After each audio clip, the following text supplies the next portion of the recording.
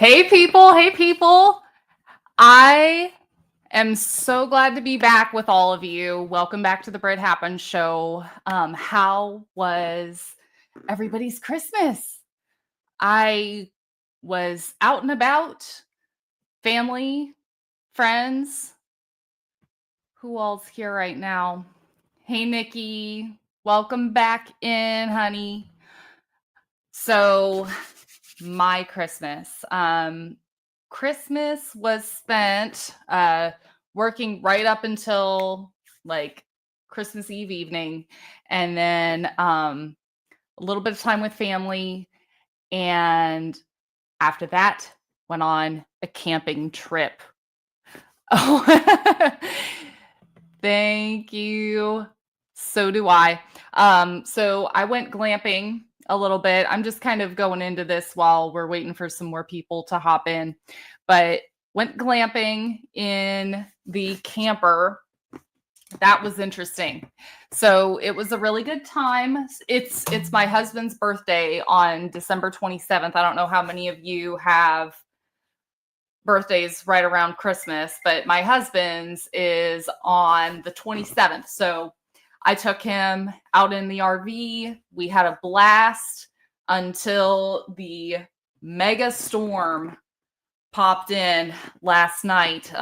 We pretty much stayed up watching for tornadoes in case we needed to find a better shelter for the dogs and stuff. So that was interesting. And then today, we packed up, we drove back, and some days you just can't get anything to go right. You can't get your diabetes to get under control. You accidentally put antibiotic ointment on your toothbrush instead of toothpaste, and these things just happen. So we wouldn't call it the Brit Happens show if we didn't have these kinds of days, right? So, guys, if you are not aware, we are here today to continue to ask questions. We are still between the Karen Reed trials, right? But we still are without a lot of answers. So, one thing that I don't hear a lot of people asking is how on earth Maureen Hartnett, if you don't know who Maureen Hartnett is, she is one of the lab workers who was on the case of Officer John O'Keefe.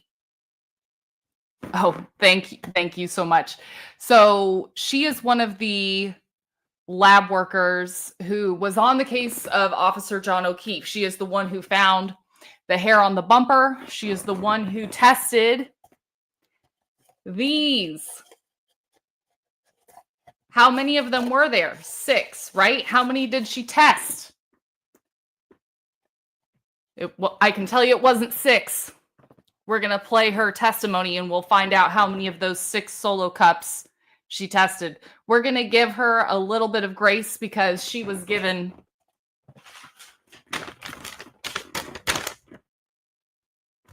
kind of a little bit of shit to work with, if you ask me, right?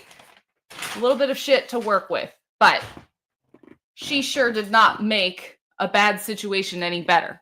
And I understand that Massachusetts has its own history of lab scandals, right? People who faked positive tests on purpose, people who were taking and using some of the evidence. Right, Massachusetts? We got a little bit of calling out to do.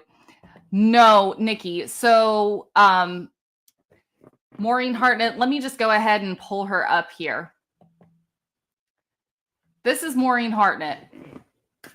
Maureen Hartnett found the hair on Karen Reed's bumper. She is the one who tested the glass, and she is the one who tested the solo cups. Okay? And even if she didn't, use the drug evidence found, like that one chick, I don't remember her name, and even if she wasn't faking positive tests, she sure did give me some pretty serious concerns, and we're going to go through it together because I don't hear a whole lot of people asking about it. So without further ado, Maureen Hartnett, how in the duck do you still have a job? I'm working on a laptop here, guys, so if you see me kind of getting close like an old lady at a dashboard, that's why. Good afternoon, Ms. Hart. Good afternoon. So with respect to the photographs that were just marked as exhibits of the orange T-shirt, that was item that was marked as 7-1. Is that correct? I'm sorry, 7-17. Yes, that's correct. So similar to how you had marked off areas of either damage or red-brown stains, was that similar to what you did with the gray hooded sweatshirt? Is that similar to what you did with the orange T-shirt as well? Yes, that's correct. And then there were two other clothing items that you examined, being a pair of jeans and a set of sneakers, correct? Yes, that's correct. And with reference to the jeans, that was marked as item 7-1. Is that correct? Experts not Yes, experting. And with respect to the sneakers, I love that it. was, marked as item 7-4. Is that correct? Each sneaker had its own item number. One was 7-3 and one was 7-4.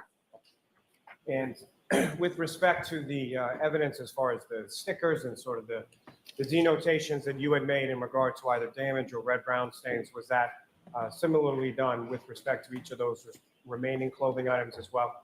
Yes, that's correct. You know what I may approach? Yes. Ms. Harnett, with respect to the jeans, showing you a series of 1, 2, 8 photographs. Do you recognize those?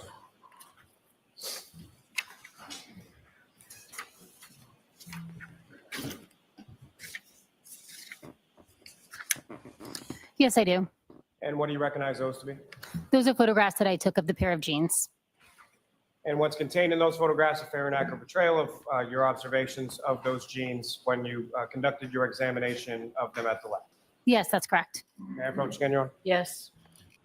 Okay, guys, so she tested Officer John O'Keefe's clothing as well. That's what we're getting from this. So she tested his jeans and she tested the shirt. Okay, we're going to find out what she tested it for. Almost the seat to introduce in a minute. The next exhibits. All right, and there's no objection, you said, Mr. Jackson, correct? Exactly.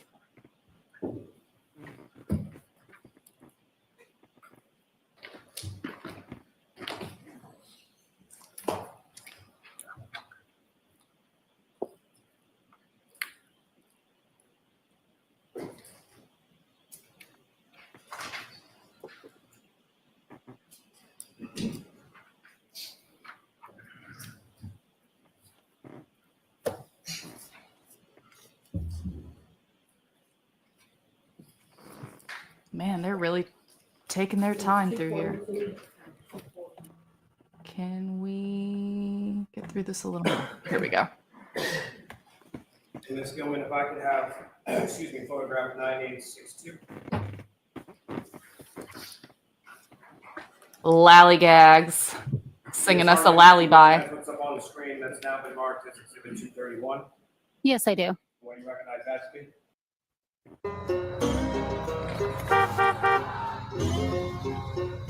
So while we're going through our ads, does anything look funny there to you? Anything like, I don't know, blood stains with no wounds underneath where that blood is? Oh, what is going on here? Get me out of this. Here we go. So, yeah, look at this. That sure doesn't look like dirt to me, right? I mean, are y'all seeing this? Why is there all this blood there and no wounds on Officer John O'Keefe's body? Okay, we're going to keep going. Red Solo cup, I fill you up. And it's the exterior front. And Ms. Gilman, 9863. And again, Ms. Harnett, do you recognize what's up on the screen as Exhibit 232? Yes, I do. What do you recognize that to be? That's the exterior back of item 7-17. And Ms. Gilman, if I could have 9867. And Ms. Gilman, if you could zoom in on sort of the upper right portion of that where the stickers are. Now, Ms. Hardy, do you recognize what's up on the screen as Exhibit 233? Yes, I do. And again, using the laser pointer, if you could draw the jury's attention to any items that you, any areas of this shirt that you marked on. I marked 3 specific red-brown stains using these stickers and letters A, B, and C. And Ms. Gilman, if I could ask you to keep the zoom in, but go to the bottom left of the photograph.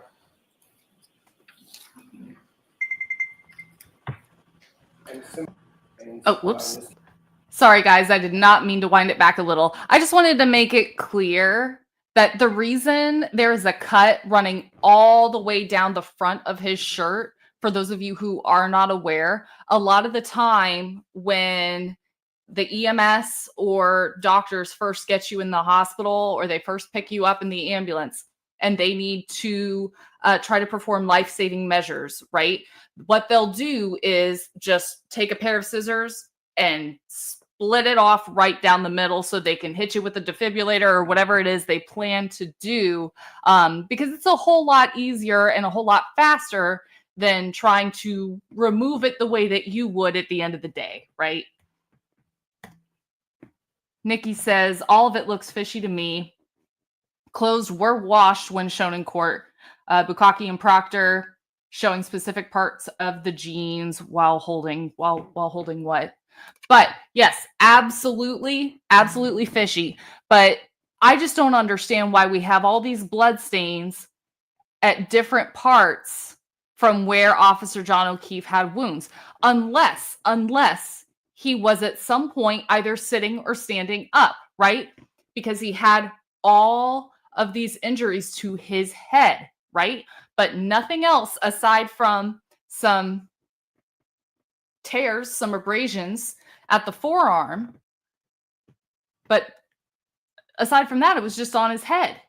So what it would look like to me, and I'm a lay person, I am just a member of the public here down in Florida, but I would imagine that if you're going to have blood stains on your clothes, gravity tells us, right, Sir Isaac Newton, that if he's only bleeding from the head and from the forearm, that, you know, he would have to be sitting up or standing up in order for there to be all this blood on his shirt.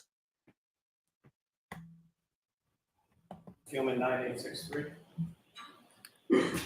And again, Ms. Harnett, do you recognize what's up on the screen as Exhibit 232? Yes, I do. What do you recognize that to be? That's the exterior back of item 7-17. And Ms. Gilman, if I could have 9867. And Ms. Gilman, if you could zoom in on sort of the upper right portion of that. I'm going to play it up a little faster, guys.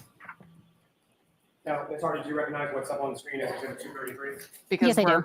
we're watching Lally here. If you could draw the jury's attention to any items that you, any areas of this shirt that you marked on. I marked 3 specific red-brown stains using these stickers and letters A, B, and C. And Ms. Gilman, if I could ask you to keep At the least zoom she in did to that. the bottom left of the photograph.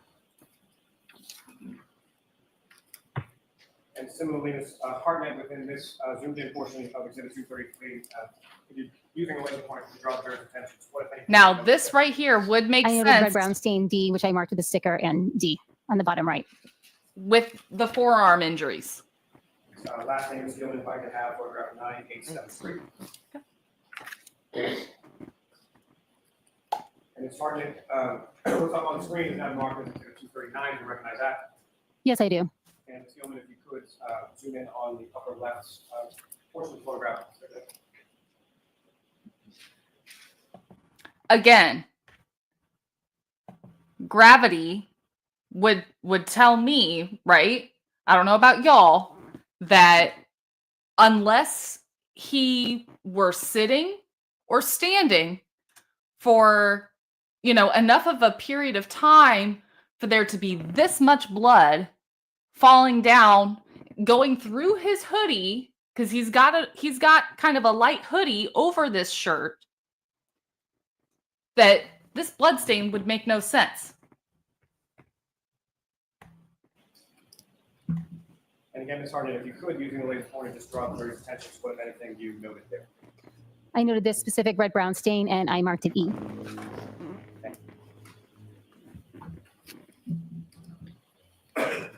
And Your Honor, similarly, with the court's permission, if I could publish what's been marked now as Exhibit 2. Okay, I want to bring this comment up.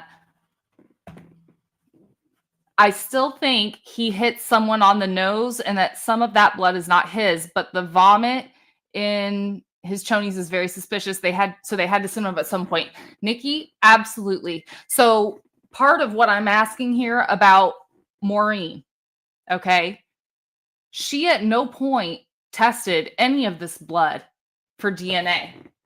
In the solo cups, okay, she got 6 of them. All right, we're going to lay them all out right here. 1, 2, 3, 4, 5, 6. I'm a former bartender, so I can hold 6 cups at once.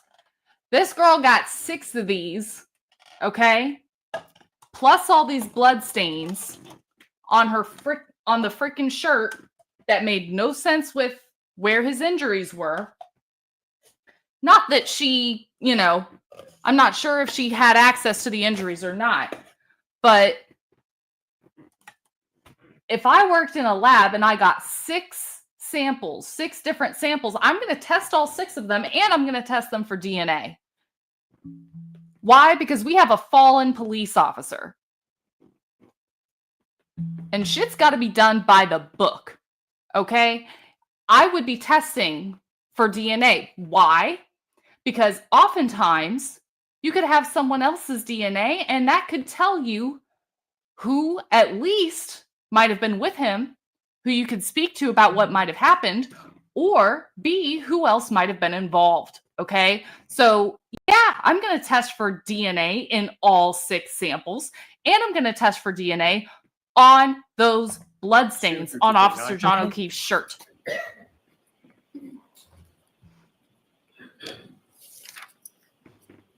Ms. Gilman, if I could have photograph 9878. And if I can add this, Maureen Hartnett's decision not to test for DNA is part of what is going to cost Officer John O'Keefe justice. We probably will never know what really happened to Officer John O'Keefe, because these people buggered up this investigation so badly. And if you were to ask me if I had one thesis about this entire situation, it would be this. You may think that Karen Reed is innocent. And by innocent, I mean that she did not back over Officer John O'Keefe with her car. Or you may think that Karen Reed did, in fact, do it. However, no matter what you think, we are never going to know what happened because of what these people did and the way that they handled this investigation. We are never going to find out, tit for tat, what happened to them. So even if you think she's guilty, which you are more than welcome to think so, but I believe that if you've seen all the evidence and you can rub 2 brain cells together, you are going to conclude that she is not guilty. But even if you do think she's guilty, then you should be every bit as frustrated with this investigation as the rest of us. Ruthann, my girl, good to see you. I hope you had a wonderful Christmas. Tell me all about it. How was it? We are watching Maureen Hartnett right now. She buggered up some lab work. and is, keeping us from getting answers here about what happened to Officer John O'Keefe. So that's what we're watching tonight.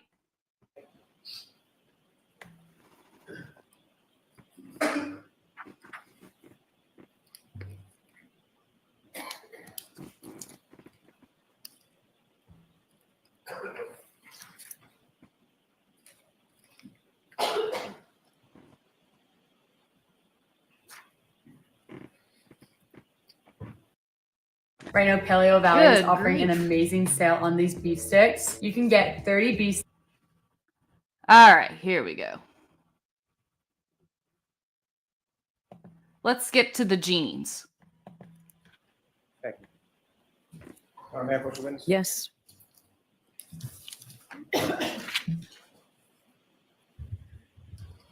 Harnett showing you another series of slide photographs. Do those.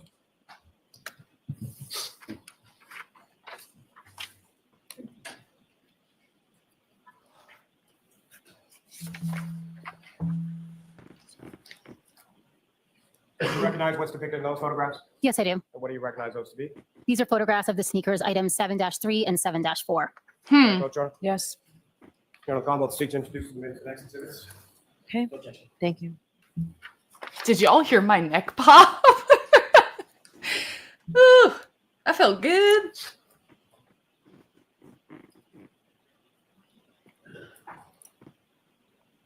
Ooh, Bo's earbuds. Man, they are really taking their time looking through this crap. Thank you. Oh, I'm so glad you got to see your grandkids.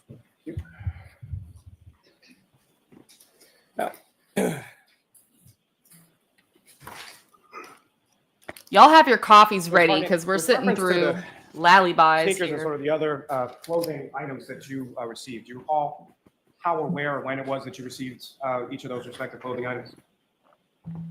Or how the lab did, you know? They were received by the lab from the Norfolk Detective Unit. And as far as the sneakers being labeled with two different stickers, do you know why that was? One of the sneakers was recovered from 34 Fairview Road, and one of the sneakers was recovered from the hospital.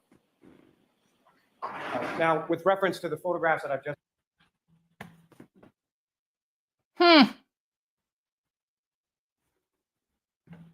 And when was it recovered? And did you test the sneaker that was recovered at 34 Fairview Road for any DNA? Because it was not recovered at the time that Officer John O'Keefe's body was recovered. Again, just a layperson, just a concerned member of the public. But I have some pretty significant issues with the fact that nothing was tested for DNA here. just placed before you, have you had a chance to look at those? These ones here? Yes, No. if you could. Good, because we're going to be here Do for you a recognize bit. what's depicted in those photographs? We got a Yes, lot I of What shit do to you recognize talk. those to be? Those are the fingernail clippings that were submitted for John O'Keefe And do you know where they were submitted from? by the Norfolk County Detective Unit. May I approach you? Yes. I'll call them up and introduce the minutes and exit. Now, guys, it's very common for fingernail clippings of a homicide victim to be tested. Christina! Hello, my darling! How was your Christmas? I'm so glad you're here. We are talking shit about Maureen Hartnett tonight. She is the lab worker who received, the 6 solo cups and tested 1 solo cup. Anyway, so it's very common for a homicide victim to have their fingernails clipped and submitted for evidence of defense fighting, right? So if, say, someone is under attack, they may scratch at the assailant or do something like that. It is far more common, though, in women. Usually with men, it's more of a pow-pow kind of move than a kind of move, you know? So not quite as common in men, but what they're showing me by submitting Officer John O'Keefe's fingernail clippings is that these people know how to do their job. Oh, awesome. How's DJ doing? I haven't been able to talk to him in a couple days because I've been camping up until literally about 5 minutes ago. So yeah. Well, I'm glad that he had a good show and stuff. But yeah, anyway, so with women, you see more of the scratching at the assailant. And then with men, you see more of a closed fist type of defensive fighting.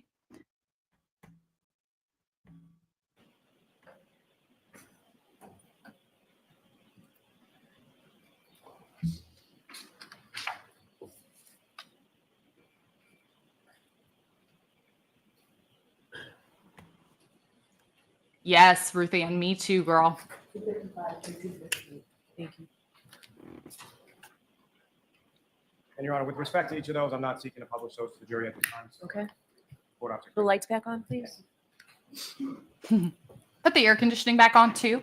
Now, Ms. Hartnett, with respect to those stains on the gray sweatshirt, the orange t-shirt, and the jeans, Stop scrolling if your smile is suffering. My, Have you my. experienced any testing was done with respect to those things. A screening test was performed on each of the Rembrandt stains on those items. I'm sorry, did you say the sneakers? Could you repeat what items you're speaking of? With respect to each of those respective clothing items, what, if any, testing was done with regard to any stains you observed on those items of clothing? For We're the listening. sweatshirt, the t-shirt, and the jeans, I saw visible red brown stains, which I screened for blood. The majority were also, I also performed a confirmatory test for blood. There was one stain on the orange t-shirt. However, that was too small to perform that confirmatory test. So for that instance, I noted that the stain was quantity limited, and I preserved it after the positive screening test instead of performing a confirmatory test in order to preserve enough material for any DNA analysis. As far as the sneakers, given their dark color, I did not see any visible red brown stains on the black area of the sneakers. So I used an alternate light source to aid in visualizing any potential blood on those sneakers. With that alternate light source, I tested.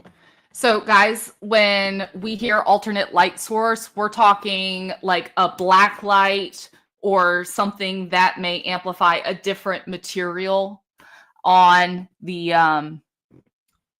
item that's being reviewed. So that's very, it's very common to see a black light being used to look for things like blood or other body fluids that we will not be discussing tonight.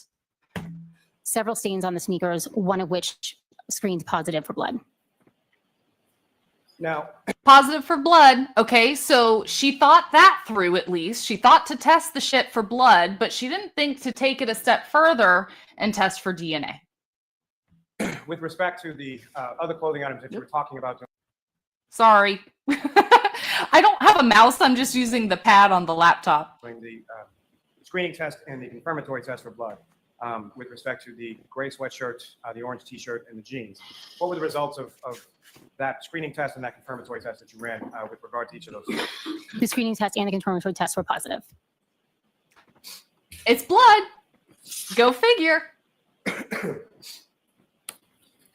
Ms. Hartnett, did you test it Now, for beyond the DNA? stains, did you take any additional samples from those items? Yes, I did. And what were those and how was that done? For the for each of the items, I picked up any loose trace material, which would be hairs and fibers or apparent hairs and fibers that were adhering to the item. I also did a scraping and swabbing for skin cell collection of the unstained areas, and that involves taking a sterile scalpel and swabbing the areas of the clothing that don't have any visible stains on them, and then taking 2 cotton swabs and swabbing that same area, and then combining those scrapings and swabs for potential DNA analysis. In addition to those, I also took a scraping of each of the materials, and that involves taking the item, using something like a flat metal spatula, and scraping down whatever adhering materials left on the item into a glassine packet. And as far as those items, once they're collected from the material or from the clothing, what do you do with them from there? Each of those items is given its own item number. It's a sub-item of the overall larger number used to mark the item, and those are sent to the appropriate units for additional testing.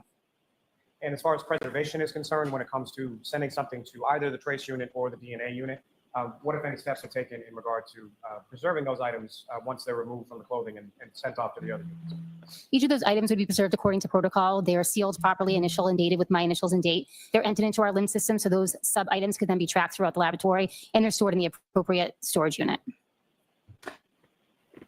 Not after this nonsense, though. I got my props today, guys. At some point, did you also receive items that were labeled as 3-2 and 3-3? I submitted those when I returned from the original scene. And what were those now? Those were pieces of glass from the bumper and a drinking glass from the crime scene. Did you examine those items? Yes, I did. And what, if any, examination did you do, and what is it that you were looking for in your examination? I did a visual examination, and I took photographs, and then I also took a collection from each of the items. And did you do any testing on those items? No, I did not. And what kind of samples did you collect from those items? Wait a hot freaking minute. So you did no testing whatsoever. Why even bother to collect it? Okay? Like, I understand that this costs money. Okay? Every test that's run is taxpayer dollars being spent.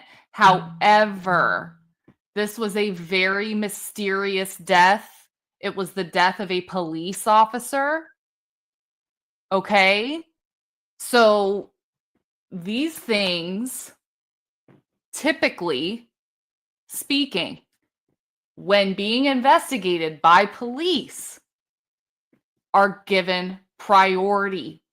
Okay? So why was no testing whatsoever done on those samples after being collected?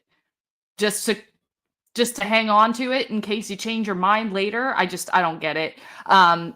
Now, sometimes tests are not ordered unless the detective or, the lead investigator on the case orders it. However, one would assume, again, that these things would be ordered because it's a fallen police officer whose death took place under mysterious circumstances. Took potential skin cell collection using a swab moistened with sterile water. And as far as the samples that you took This from, as shit well as is the bananas. items themselves, what, if anything, did you do? B-A-N-A-N-A-S. with reference to those once we're done with your examination? The swabs are preserved for testing in the DNA unit, and the original items, the apparent pieces of glass and the drinking glass, were Sorry, I preserved can't for the help trace myself. unit. As far as those preservations were concerned, is that similar to the preservation process you were describing earlier with regard to the clothing items? Yes, that's correct.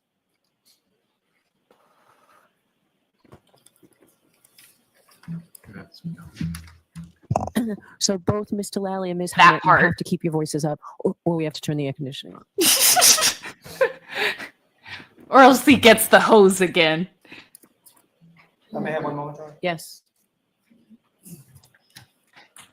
Ruth Ann, I'm going to go into that for a minute because I'm really glad you brought that up. In my opinion, okay, people like to play dumb, right? People like to play dumb. And why do people like to play dumb? To allow themselves some plausible deniability if they are ever looked at suspiciously. Okay? Maureen Hartnett does not come across to me as a dumbass.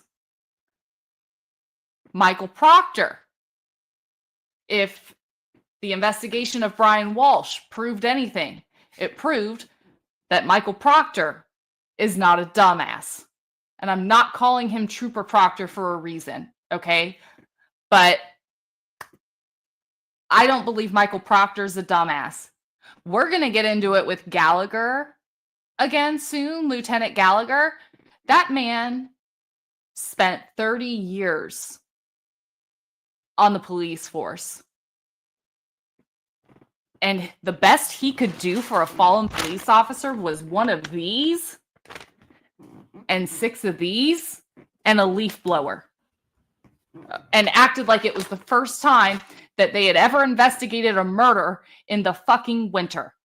Okay. So I believe that they are playing dumb to give themselves some cover in case this investigation was investigated, which it is. And so now they are hiding behind this facade of incompetence. It's not incompetence, guys. These people know what they're doing. They go through extensive training. Okay. And then their standards in order to be able to keep their jobs are also very high, especially in towns like Canton, okay, where there's not,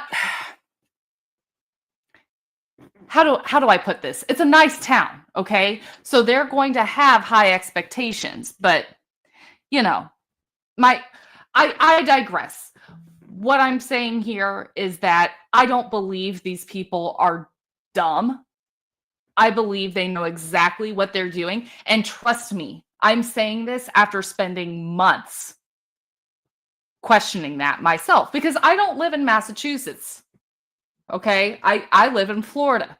So I thought to myself, maybe these people really are just collectively holding an IQ combined of 40, which is what it would take to bugger up an investigation this badly. However, after I saw the way that they handled the Brian Walsh case, they know how to get their ducks in a row. They know what they're doing.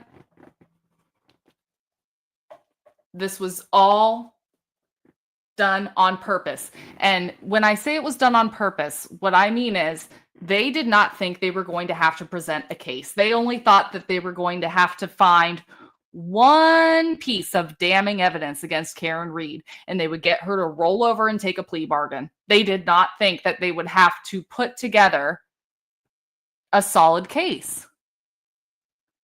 So that's that. Oh,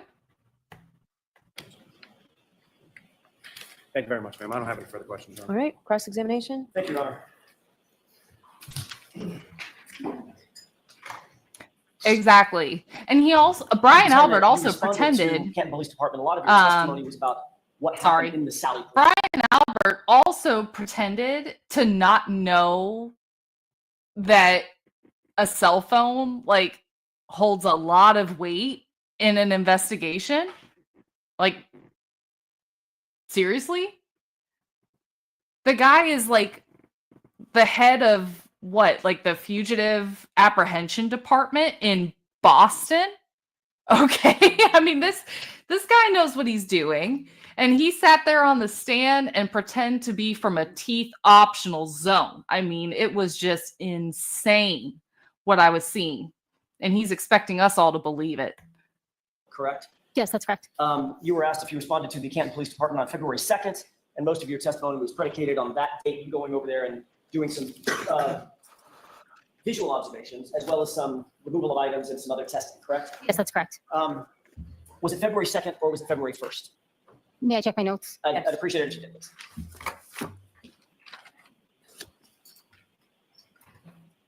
My apologies. That was my error. It was February 1st. Okay. So everything that you testified to, you only went once.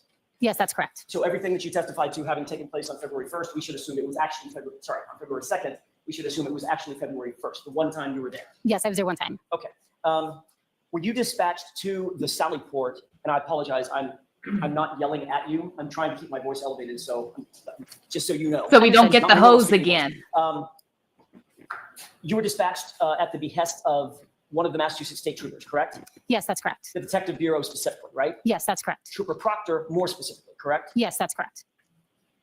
And Trooper Proctor, you knew at that time to be the lead detective, the person that was in control of the investigation. May I check my notes who I wrote down as the lead investigator at that If it time? would refresh your recollection, sure, with the court's permission. Yes.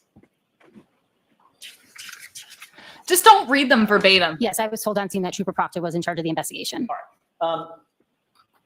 Now, while you were there, one of the things that you did initially was to just do an overview of the Tractor. vehicle, correct? Yes, that's correct. Obviously, that was important given the limited information that you had at that time about a potential motor vehicle pedestrian incident, correct? Correct. So you were looking for anything that would rise to a level of investigative concern regarding that vehicle, right? Yes, that's correct. Hence your review and notation of certain scratches on the vehicle. Is that right? Yes. Which may or may not have anything to do with the incident, but you noted it anyway, correct? I did not draw any conclusions as to where those scratches came from. Okay, you just took the words right out of my mouth. So what Alan Jackson is trying to do here, guys, is bring to the jury's attention something called a confirmation bias. Okay. An example of a confirmation bias is the Karen Reed case. Okay. So let's say Michael Proctor walks up to Maureen Hartnett here and says, Maureen, Maureen, Maureen, Maureen, Maureen. This guy was hit by a car. Here's the car. I need you to find evidence that proves my theory, basically. Now, a lot of the time, confirmation bias is not even done or, utilized consciously. A lot of the time, when an investigation is being done and you kind of reach a conclusion in the back of your mind, you start to look for things that tie in with that conclusion that you've made in your subconscious. Okay. So this is something that Alan Jackson is trying to suggest here, or at least ask her, like, hey, Michael Proctor suggested to you that this was a pedestrian strike. So did you assume that this part of the car or this part of the car or this part of the car was due to the pedestrian strike, or were you just, checking everything because it's your job? So that's kind of what he's asking here. My next question, the dent that you noted and photographed, you made no conclusion that that occurred as a result of a motor vehicle pedestrian incident, correct? That's correct. The scratches, and I'm just going to go through a couple of them. The scratches that you denoted and had photographed, you made no conclusions about that having anything to do with a motor vehicle pedestrian incident, correct? That's correct. Even the broken taillight, at that point, you made no conclusions or drew no scientific conclusions about that having anything at all to do with a motor vehicle pedestrian incident, correct? That's correct. You did, however, look for tissue, human tissue, blood, biological material, and things of that nature on the car itself. Did you not? Yes, I did. In that review, I think you testified that you saw nothing that suggested the transfer of human tissue to the vehicle, correct? I did not see any visible stains or tissue on the vehicle. You were told, Ms. Hartnett, that there were scratches on one of the extremities of John O'Keefe, correct? That's correct. I took Okay. two things that I So, ad break. So no visible tissue, no blood, nothing like that, right, guys? However, she did find, and it'll go into this in a minute, but I just want to talk about it before it even comes up. She did find what's called touch DNA, which is basically a very simple skin-to-skin contact where, he could have just bumped into the taillight or touched it or done something to check it or been cleaning it, and that DNA would have transferred. Now, I don't know about you ladies in the crowd, but that is not uncommon at all when it's somebody with whom you are in a long-term relationship. Okay? My husband, Mr. Britt Happens, probably has touched my taillights more than I have because he wants to make sure that I am in a safe and dependable vehicle. All right. He wants to make sure that there are no problems going on with my car that I don't know about. So he checks my car over. He does all that stuff. Sometimes I'm the one who fixes it, but oftentimes he looks my car over and finds issues of which I'm not even aware yet. So finding touch DNA on the back of Karen Reed's car Nothing weird at all. He could have been loading that trunk up for a picnic. He could have, Karen could have been using her car to take the kids to a soccer game one day. And he touched the taillight. So it happens all the time. That's very, very common to find. That should not have been, in my opinion, admissible evidence against Karen Reed. In your visual review or examination of that vehicle? Not at that time, no. To this date, have you seen a photograph of his arm and the injuries to his arm? Yes, I have. Your Honor, if I may, if you have it, could I display for the jurors and for Ms. Hartnett Exhibit 19? Is this the one that's The arm that's covered a bit? has been Okay. cropped. Yes.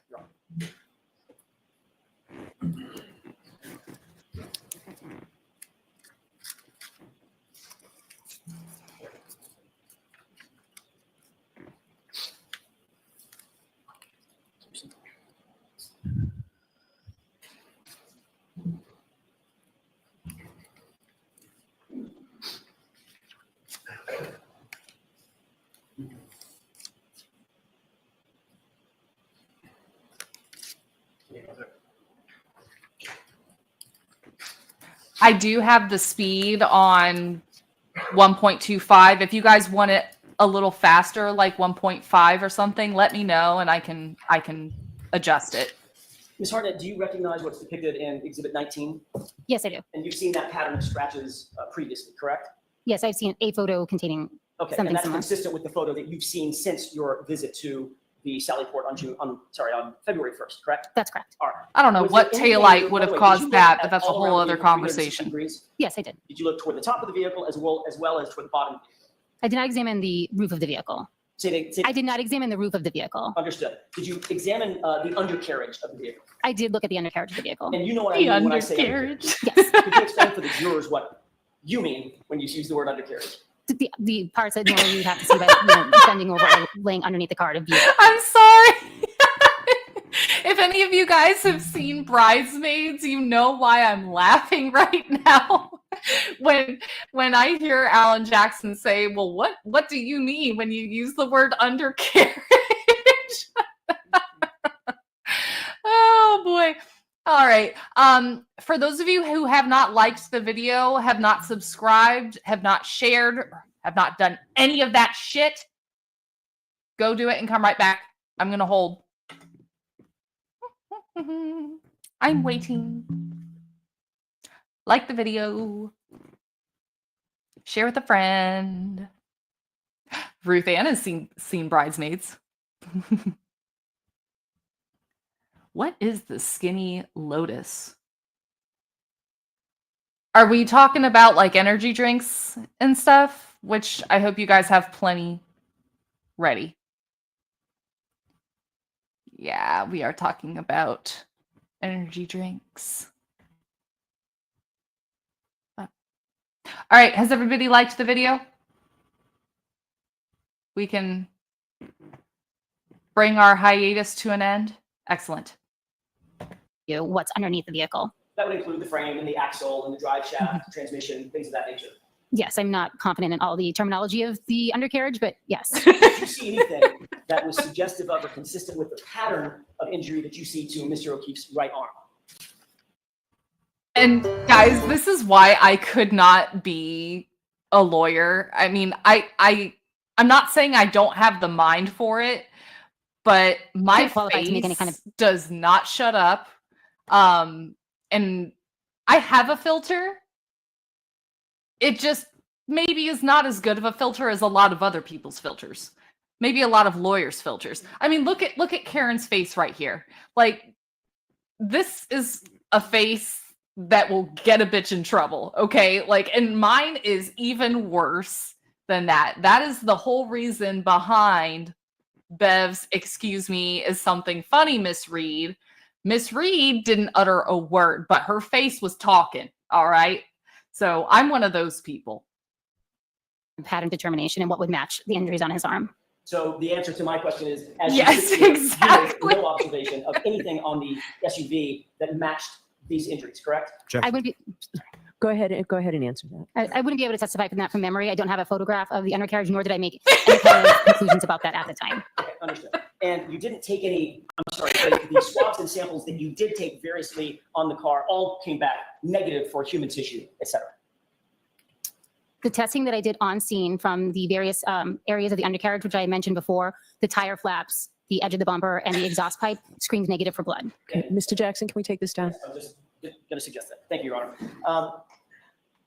On February 1st, 2002, in addition to taking some swabs from the vehicle itself, you It also sure mentioned that did. you took swabs of what you believe to be blood evidence contained in 6 solo cups, correct?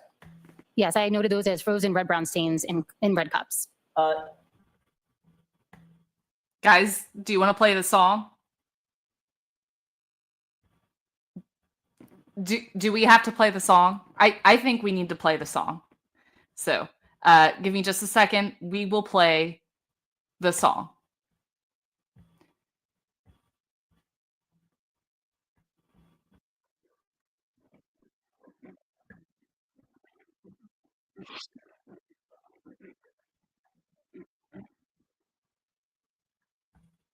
Can y'all hear it? I don't think y'all can hear it. Hang on.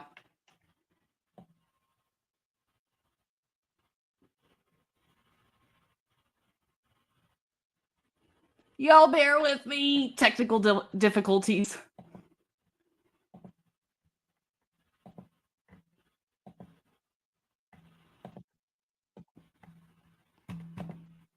Okay, here we go. Now we can hear it. Red Solo Cup, I fill you up. Let's have a party.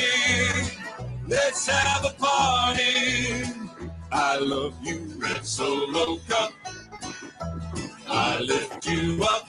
Proceed to party. Proceed to party. Now I really love boy. how you're easy to stack, but I just had to. Okay. I don't know how much you guys know about me, since this is just an itty bitty baby channel, but I can't help myself. Okay. Yeah. R.I.P. R.I.P. Nikki, for sure. For sure. Yeah. I'm really shocked that we haven't gotten like more people like Joe Flipperhead making videos using that song. Oh Lord. All right. Back to Maureen, one of the bitches who cost John O'Keefe his justice. Back to you.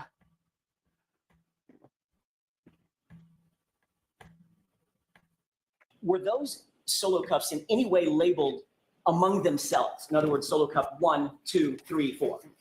I don't believe they were, but I don't have a photograph of that, so I'm not 100% sure. You did not thereafter label those solo cups. If they hadn't been done beforehand, you did not undertake that to label those solo cups, correct? No, I did not label them. Did you? In other words, Maureen Hartnett was given a shit sandwich for lab testing. But instead of taking a shit sandwich and turning it into salami, she left it a shit sandwich and made it an even bigger shit sandwich. She proceeded to shit on the sandwich even more. How did you take those swabs? Was the swab done in one solo cup, or did you take a swab from all 6, or how did you take those swabs that you ultimately did take? I took those swabs from one solo cup. How did you choose which One. of the 6 solo cups you were going to take a swab from? I don't recall exactly how I chose which cup. It was reported to me that those cups came from the same area of red-brown staining. What did you fucking do? Eeny, meeny, miny, mo? I picked one. I had Trooper Paul talk to them for me and tell me which one they wanted to sacrifice. I mean, seriously? No, yeah. Of course she didn't. Of course she didn't. So she was given 6 cups, any of which could have had someone else's blood, someone else's DNA, or something else that could have told us and brought us one step closer to the truth of what happened to Officer John O'Keefe. But instead, she decided to play fucking eeny, meeny, miny, mo and just pick one solo cup out of the 6 that came in this. Compliments of Lieutenant Gallagher. Dang. Are you shitting me?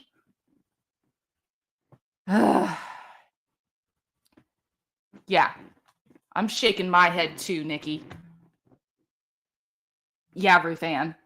Only one. How stupid of a move. And this is why I'm asking right now, how in the ever-living duckity duck does Maureen Hartnett still have a job? Okay? Like, this woman should have been fired right along with Michael Proctor.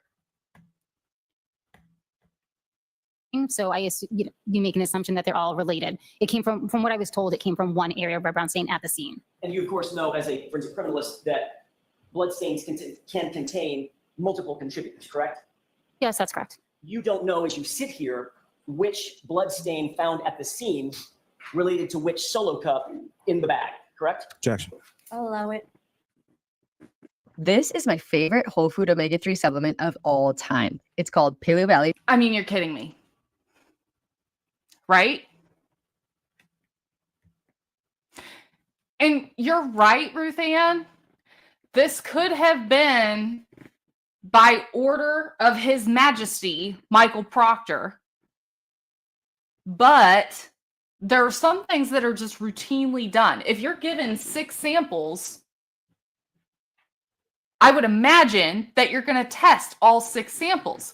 Now, if Michael Proctor, let's just think about this logically. If Michael Proctor didn't want all that blood tested in all 6 cups in the Stop and Shop bags, or I'm sorry, the single Stop and Shop bag. Do you guys like how I wrote Stop and Shop on it too? But if Michael Proctor only wanted one solo cup tested, I would think, logically to me, he would have only provided Maureen Hartnett with 1 cup in the first place. But I don't know. I don't know that part. Does the Brit Happens channel need to go ahead and pay for the ad-free YouTube, or do you like the commentary commercial breaks? But I was not there. Tell me in the chat. By order from Meatball, the Meatball himself.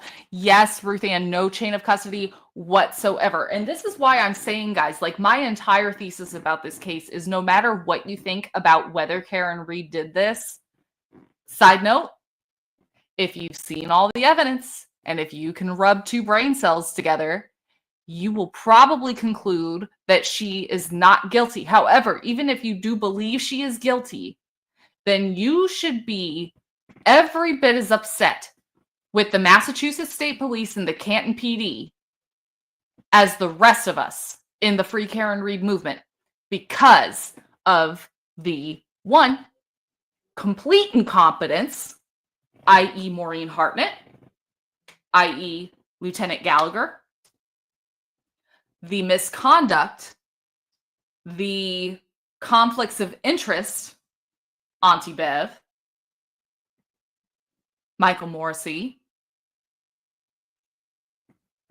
Michael Proctor. Huh? Ringing any bells?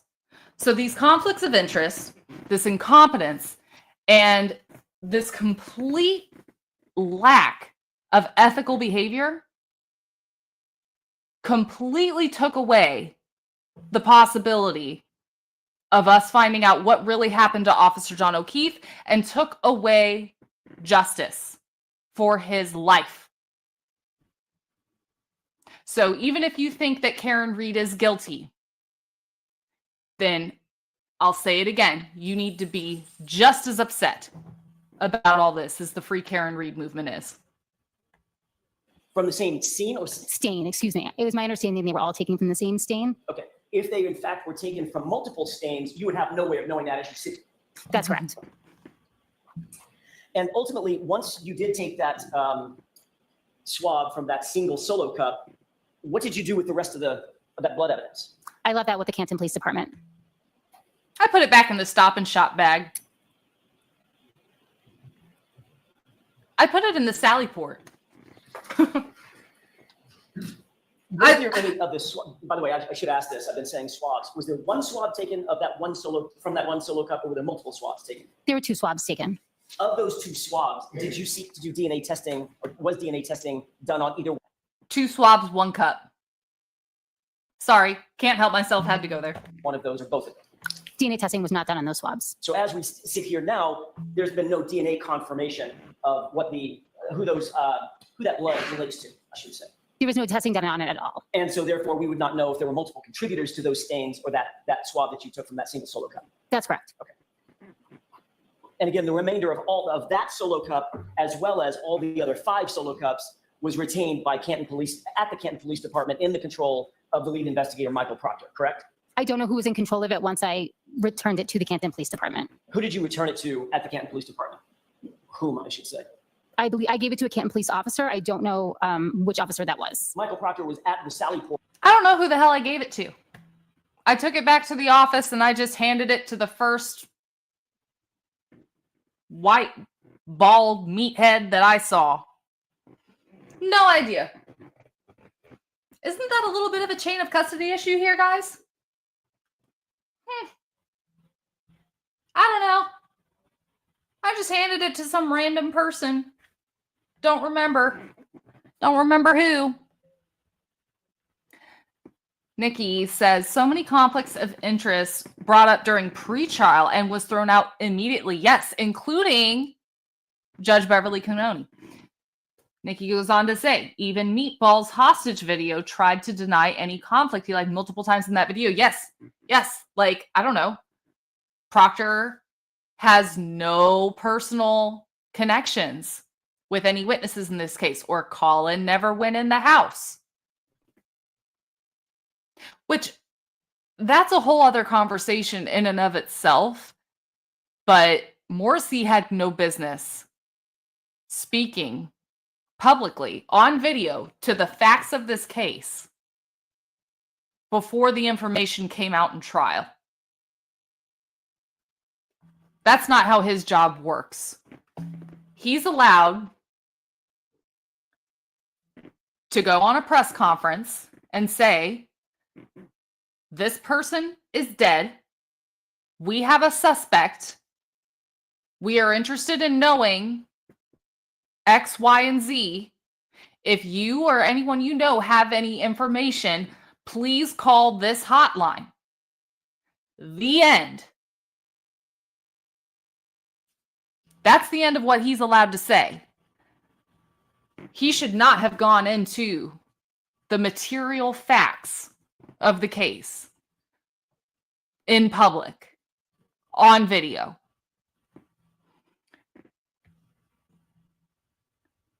Yes, no corrections made to this day. We still haven't even heard whether Michael Proctor really lost his job or not. I mean, his facial hair would suggest so. And he doesn't appear to really be wanting to stay in shape. He looks, to me, at least in his more recent photos, like he's put on maybe 20 or 30 pounds. But, I mean, that's neither here nor there.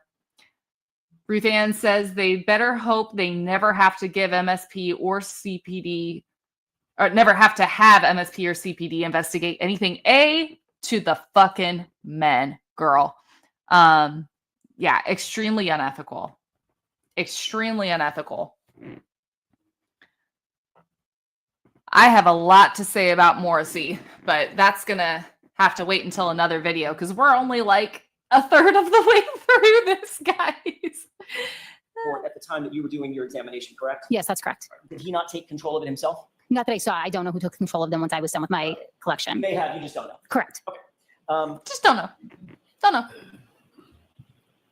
Going back to some of the damage that you did note on the vehicle, that vehicle looked like it had been driven to a certain degree, right? Objection. Can you answer that? I'm not. If you could clarify the question, I'm not sure what you're asking. Terrible question. Let me try it again. That vehicle was not a vehicle that had clearly just come off the showroom floor and had not been in use based on your examination. Save up to $100 on Casio Privia digital pianos with special. Time for commentary break. Okay. So how often is it that, and I mean, I'm legitimately interested in finding out. So if any of you lurkers or chatters work in a lab that does criminal cases, I'm not talking about, drug testing for employment here.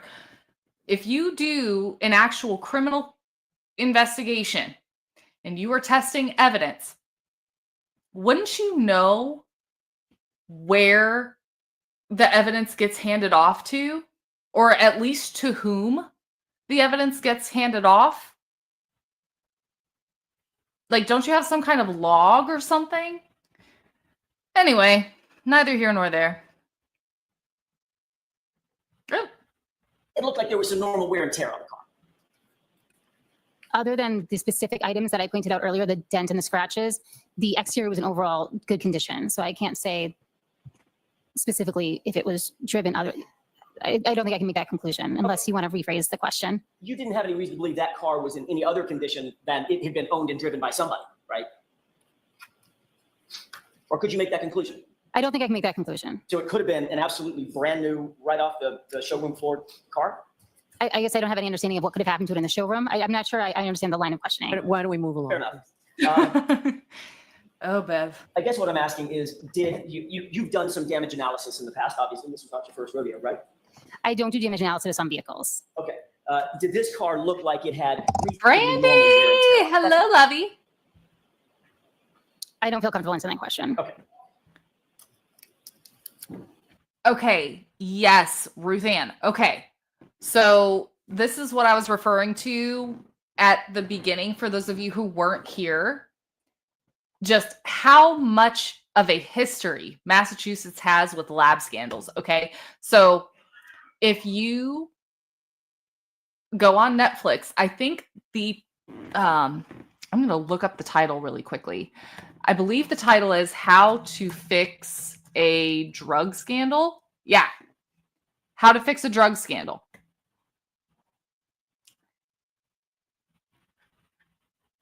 I'm going to bring it up so you guys can see this. It goes in to, okay, here we go. I'm going to remove this, present. Okay. Technology. In some ways, I'm 80 years old on the inside. So bear with me. Here we go. So this is How to Fix a Drug Scandal. These are the actual two girls who did it. Okay. They were, portrayed in the documentary, but in the two black and white photos at the top where it says trailers, the girl on the left was taking drug evidence, collected at traffic stops or, house calls or whatever. After she would test a little piece of those samples, she would then swap them out with like fake drugs, baby powder, baking soda, stuff like that. Swap it out and then take and use the drugs that were in evidence. And she was there. I mean, we don't know how long exactly she was doing it before she got caught, but she had been working there, I think 7 or 8 years. And then the girl on the right, where it says trailers, the photo on the right, this girl was faking positive test results for drugs and alcohol. Like, let's say the police didn't like you and you got picked up on suspicion of drunk driving, and you agreed to a breathalyzer because you knew you had not been drinking that night, and then they send those results in, and then they go to this chick on the right and say, hey, can we make this turn out the way that we want it to turn out because we've got a freaking chip on our shoulders? Yeah, that's what was going on. So absolutely, Ruth Ann, one would think and one would hope that they would clean their act up just a little bit, you know? Unbelievable. All right, let's get back to Maureen Hartnett, the bitch who deserves to be fired because she helped take away justice for Officer John O'Keefe.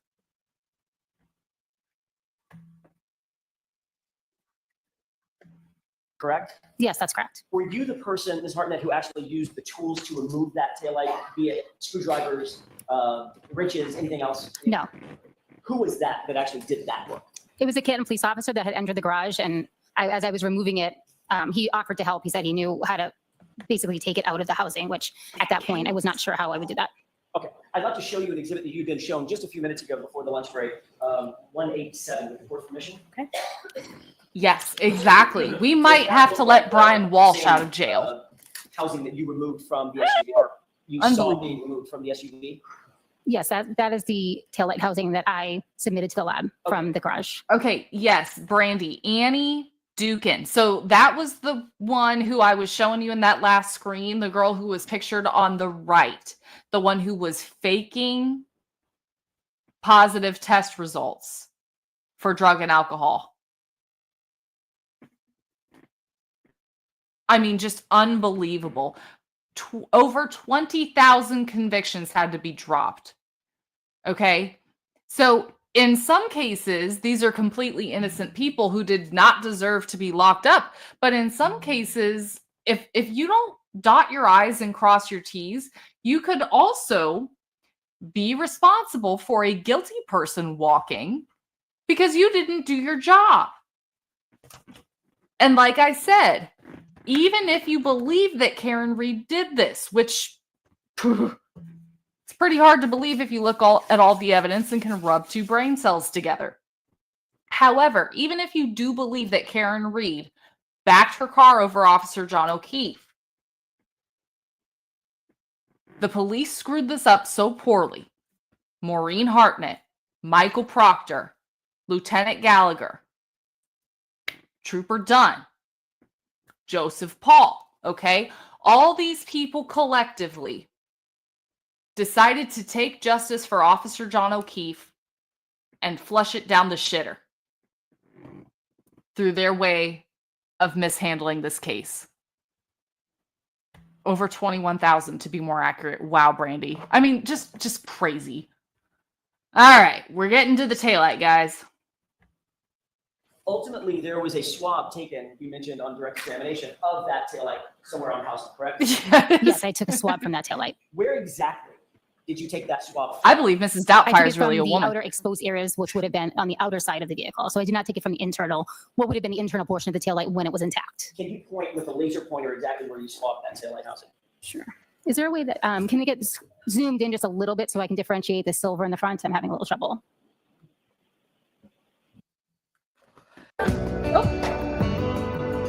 Here we go. Yeah, if you believe that Karen Reed is guilty, which, you know, I actually have met some people who they may not have seen everything. Most of the people who I actually know in real life who believe Karen Reed is guilty, they haven't reviewed everything. You know, they read a couple headlines, they've got bits and pieces, but they at least are of the opinion that the police screwed that case up and that she deserves to walk anyway. Okay? And I'm going to go on a little side tangent here for a second, guys. I understand that we are in between the trials and there isn't quite as much to focus on right now. However, we don't need to be using our disdain for the institutions that are causing this injustice and turning that disdain towards other people. Do you understand what I'm saying? So I actually met someone today who believed that Karen Reed was guilty, and we had a polite and respectful conversation with one another. This is like a week or two ago. And, you know, as much as we all want to see Officer John O'Keefe receive justice, whatever that means, and justice is not the same thing as a conviction. Not always. They do not always come hand in hand. As much as we all want to see Officer John O'Keefe receive justice, we also need to ask at what cost that may come. Okay? That's all I'm going to say about that. Just watch how you treat people. That's all. Took it from the red area here that would have been exposed. And then if we could zoom in a little bit more just on this front area so I can differentiate between the internal structures and the external.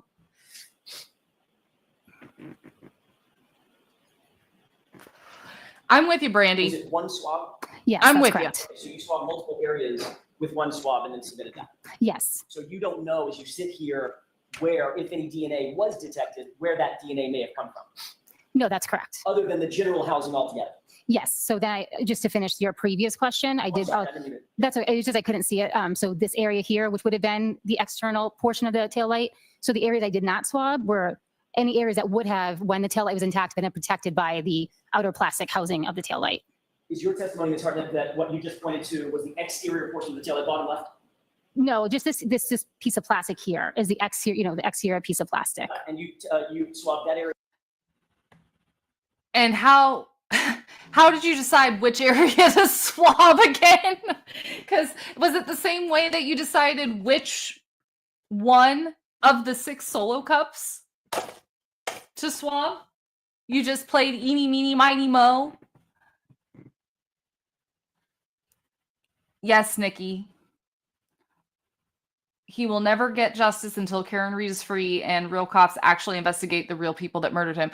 But Nikki, at this point, because of the misconduct and the conflicts of interest, and because of the crud that we see here, this blatant incompetence that they're hiding behind to give themselves some plausible deniability. Okay. Will we ever know what really happened? I don't think so. I mean, this is me just trying to be realistic here. I would love to know if I could have been a fly on the wall at 34 Fairview. I would trade places with that fly, and you can bet your sweet potatoes. However, because nobody went in the house, nobody looked in the basement, only one of the 6 solo cups got fucking swabbed, okay? Only one. Seriously? So because of all that, I do wonder if we will ever find out what really happened. Our only hope now, because we do not have hard evidence, we don't have another DNA sample. This is all gone. Because we don't have any of that, the only way would be if someone were to flip at this point. I hope so, Nikki. I hope someone slips up and tells. I mean, I'm thinking more and more every day that person is the big old decorated dude from South Boston who says you wrong, but that's just me. But the more we go about this, the less of a chance that we have at getting hard evidence against the real culprit. Our only hope at this point because of people like Maureen Hartnett and like Lieutenant Gallagher and like Michael Proctor is if someone talks. As well as other areas on the exterior, like the red upper right. Yes, that's correct. As you swab that, the DNA test does not differentiate where you swab, just that you swab, correct? Yes, that's correct. That was all one swab, one collection. Got it. So we can't define whether the DNA was to the upper right on the outside of the lens or some other place that you pointed to. That's correct. And of course, you're familiar with touch DNA. I just swabbed whatever area Trooper Paul told me to. I had the taillight talk with him and he just told me, and then I didn't label it. DNA, et cetera, correct? Yes, that's correct. Touch an item, walk away, sweaty palms. Good likelihood I just left some DNA on this podium, correct? Yes, you can transfer skin cells by touching an item. Thank you. Yeah, but DNA With the court's permission. deteriorates over time. You also indicated that you collected glass from the rear bumper of Miss Reed's Lexus, correct? Yes, I have it as a parent glass, but yes. As a parent glass, fair enough. Apparent. We didn't test it. That's why it's just a parent You labeled glass. that as item 3-3, and it was 5 pieces of glass labeled A through E, right? A, B, C, D, E. Is that May I look at, may I refer to my notes? with the court's permission?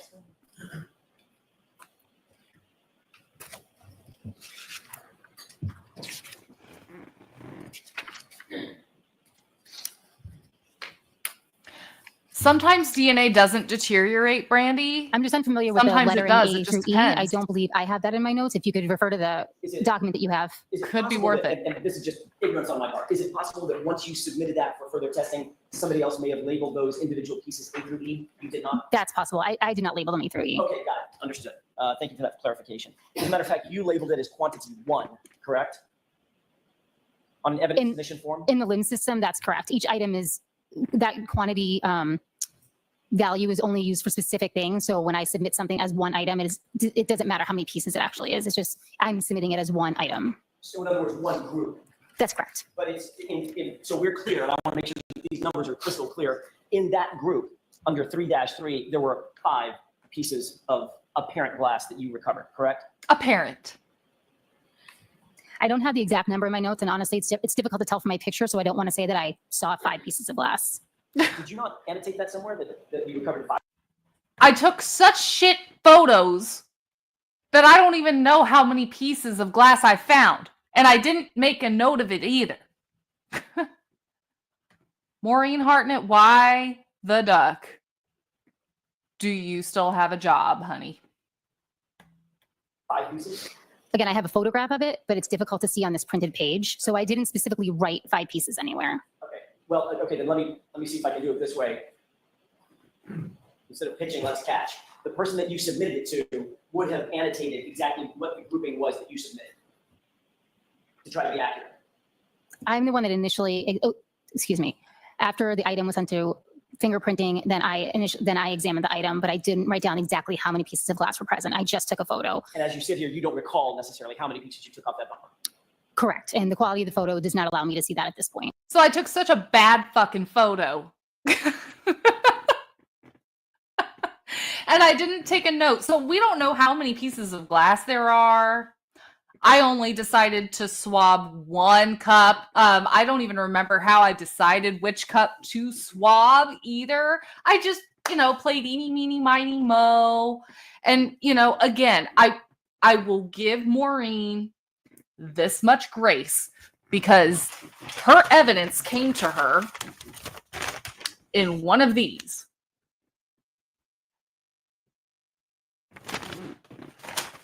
And in a bunch of these, okay? She, again, was given a shit sandwich from the start. However, instead of taking the shit sandwich and turning it into salami, or whatever you want to call it, lemons into lemonade, right? She turned it into a bigger shit sandwich by taking another massive shit on it, okay? Unbelievable. Okay, let's take a look at that photo. With the court's permission, this is exhibit 168. Can we show that, display that? And if we could, Mr. Bates, with the court's permission, can we zoom in on the area? It's a little bigger than that. Please, guys, go ahead and like the video if you haven't Zoom in already. At this point, and I would ask you, Ms. Hartnett, do you recognize this photo? It's zoomed a little bit. Do you still recognize it? Yes, I do. Is that a photograph that you caused to be taken at the Sally Port on February 1st, 2022? I believe it was February 2nd, right? Did we, or it's February 1st now? February Maybe it's February 1st. My apologies. Yes, on February 1st, I did request that photo be taken of the apparent pieces of glass. Okay, and can you, I know you can't see necessarily every piece. Can you use your laser pointer and point to a piece? Sure. Of apparent glass. Okay. We didn't So test to that's see the if it was largest actual evidence, glass. correct? Yes, that's correct. And it's correct that none of these pieces of glass, of apparent glass, were embedded in the bumper. They Aw, were dug in, shucks. stuck into that hard plastic, correct? No, I do not have that. I do not have that notation that they were embedded, just they were on the bumper. As a matter of fact, they were physically perched on top of that hard plastic horizontal bumper, correct?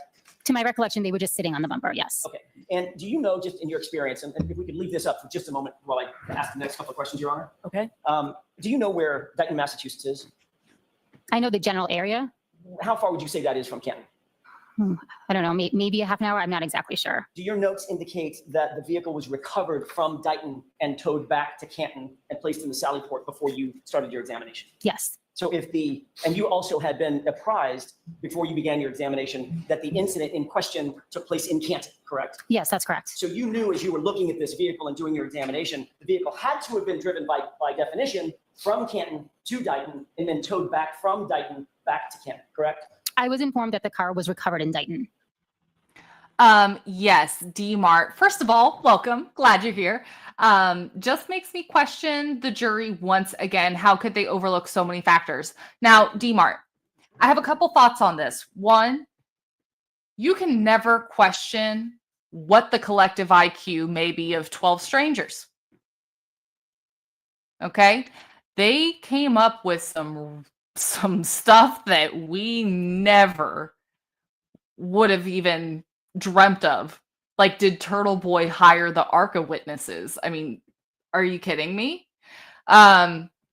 Did Officer John O'Keefe, see Karen Reed backing up towards him and then take a swan dive or fall onto the frozen ground, and that's what caused the devastating injury to the back of his head? I mean, I don't know how they thought of these things. My second opinion. I'm going to be very careful in how I say this, but some facts have been released to the public about, the identities of a juror. Well, the identity of one juror. I'm not going to share it. I'm not going to take part in any kind of doxing or anything like that, but that juror was doxed. And what we found out about that juror were some things that made us wonder if he was planted because of things like his occupation, because of things that he actually was a victim to in his past that had an element of relevance to this case.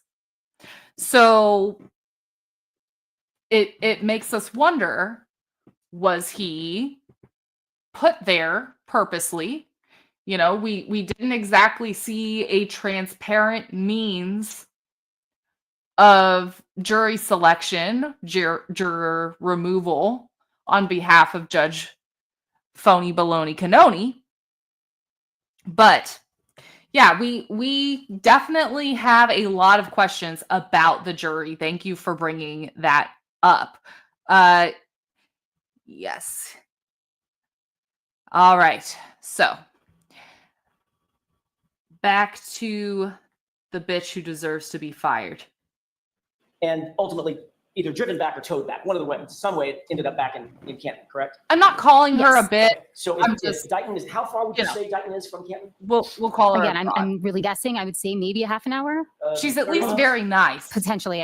I don't know exactly. I was never in Dayton. Okay, so She deserves to be fired, but at least she's nice. according to your notes, the glass pieces that we're looking at on the back of this bumper would have traveled, let's call it for round figures, about 60 miles in a blizzard before you saw it.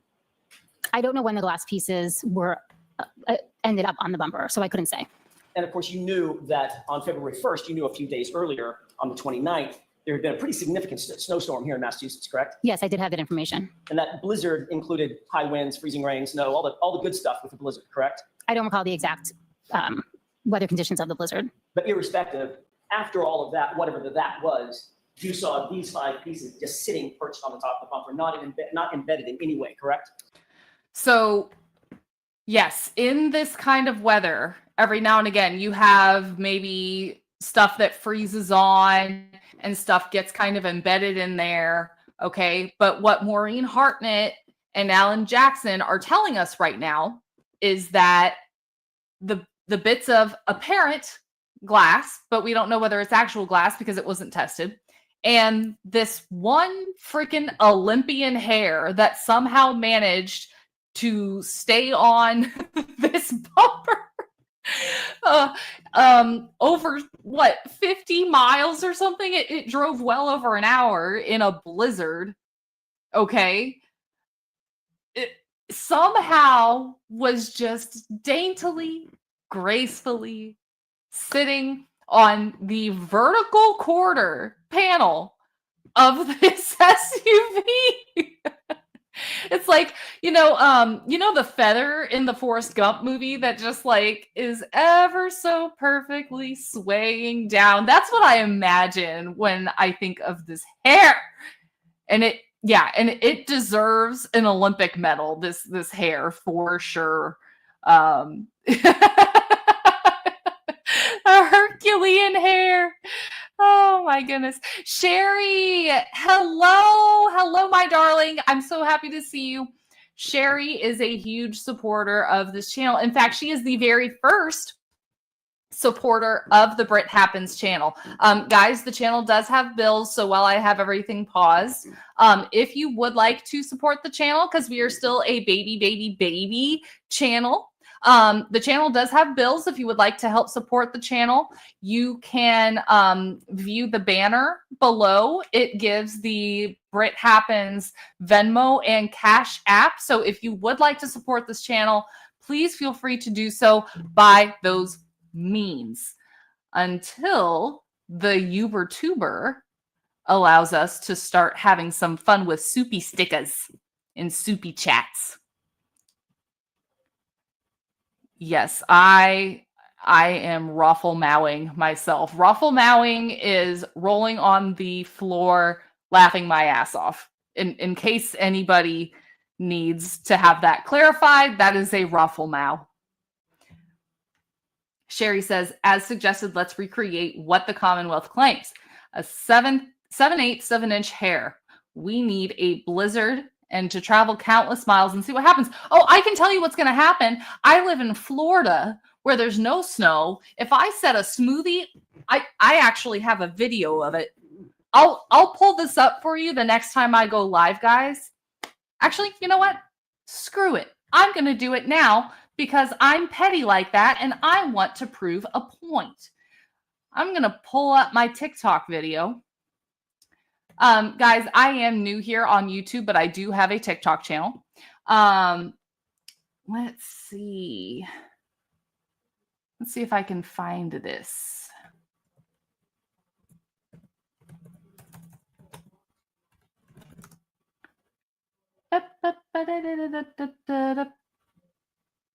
Will we get there?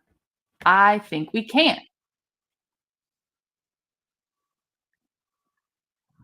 It happens. It happens. Here I am. All right. Share screen. Yes, I would like to share the screen. Here we go. This is my TikTok channel.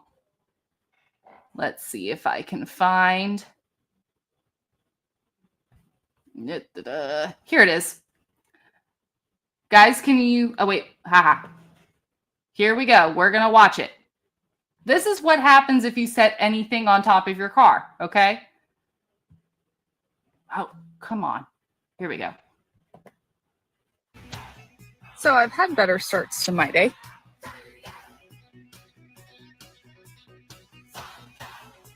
Might have said a smoothie of my car. Case in point, guys. Nothing stays on your car unless it is like embedded into like ice or sleet or something like that. Nothing. I set a whole smoothie on the roof of my car, got in, forgot about it, drove off. Next thing I know, I'm looking at my window and there's, you know, strawberry, blueberry, whatever the hell else was in it, all over. So nothing stays on your car for that long, especially not a hair. An elephant hair. Tarzan, anyone? All right, guys. Bear with me. I'm still technologying. Baby channel, remember? All right, here we go. That's correct. And you recovered those with little bitty tweezers, correct? Yes. We can take this down. No, she didn't even check it for DNA. You testified on direct examination that you also found a hair on that rear panel, the quarter panel of the car, correct? Yes, at the time of the scene, I noted it was an apparent hair. Correct. And the apparent hair, and I'll try to use that same word, I keep forgetting, you'll correct me. That apparent hair Why, thank you, Miss was Jerry. not sitting on the horizontal bumper, but on a vertical portion of the. I have an aunt, quarter panel, Sherry. correct? That's correct. Did you find the hair, or was that hair pointed out to you by somebody else? I believe I located the hair. How? Nikki gets comment of the day, guys. To you. Please leave your touch DNA evidence, but no other DNA on the like button and the subscribe button, please and thank you. How exactly was that hair secured to that vertical panel, if you can explain that? It didn't appear to be secured in any way. It was just on that quarter panel. Okay, so it wasn't taped? No. It wasn't glued? No. Wasn't stapled? No. It was not affixed in any way whatsoever. It was just perched on that vertical panel of the SUV, correct? That's correct. And you know what else wasn't taped, glued, sealed, stapled in any way? The Stop and Shop bag. for you to remove it, and by the way, you found this at the same time that you found the general time, that you found the glass pieces as well. That's correct. You're So from that Germany? hair potentially would have had to make that same 60-mile round trip in the same blizzard. So glad At you're the time, here. I don't know when that hair was deposited on the vehicle. Right. And it didn't take you much to remove that hair, correct? I picked it up with a pair of tweezers. It didn't give you any resistance. Not that I recall. Did it give you consent? Sorry, couldn't help I'd like myself. to take a look at that hair if we can. I know you've seen it just a few minutes ago. I want to look at it one more time. With the court's permission, these are exhibits 165 and 173. If we could start with 165 and publish those. Okay. Does that look like a close-up view? Actually, Right. Worldwide, itty bitty baby channel. Your Honor, may I do this a different way? Yeah. Right. The glare This is killing actually- us. Where's Will?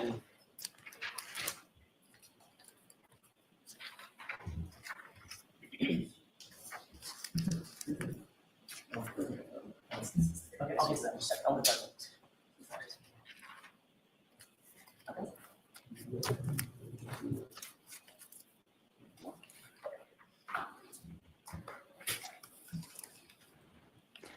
You got to give it to AJ. Yes. He at least moves with haste, unlike Lallybys.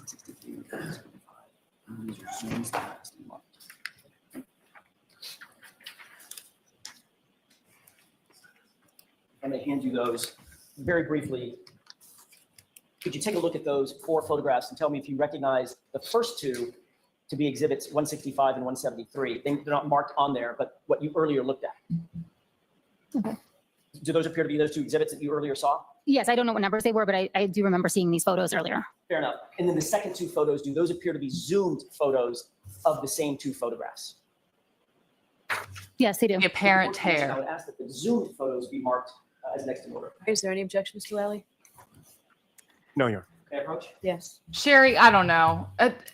Alan is just a very small piece of what I probably would have been. I kind of went over this a minute ago. I could not be an officer of the court, and that's just because I may have a filter. It does not always work extremely well, but my face will not shut the hell up. Okay, so Aunt Bev saying "excuse me" is something funny, Miss Reed. That was Karen's face getting her in trouble. Okay, and my face will get me in more trouble than my mouth even will, and I've got a mouth on me. Okay, so I don't know. I actually give Alan Jackson a whole lot of credit, at least considering what all happened in pre-trial, what all happened during the trial. And I really do appreciate the savagery of Mr. Yannetti as well. So yeah, we love the snark here. We love the snark here in the Savage Patch. Oh no! Oh guys, I accidentally rewound so far back. Hang on, we will find where we were.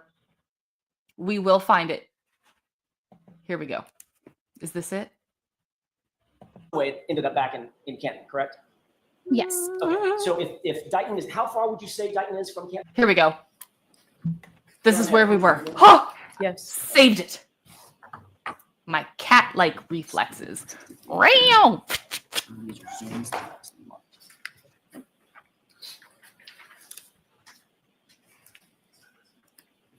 Oh, he talked Very to you, briefly. Brandy. Could you take a look at those 4 photographs? and tell me if Squeals you with recognize glee. The first 2 to be exhibits 165 and 173. They're not Yeah, marked for on sure. there, but They you definitely are earlier at looked odds with one another. Do those appear to be those 2 exhibits that you earlier saw? Yes, I don't know what numbers they were, but I do remember seeing these photos earlier. Fair enough. And then the second 2 photos, do those appear to be zoomed photos of the same 2 photographs?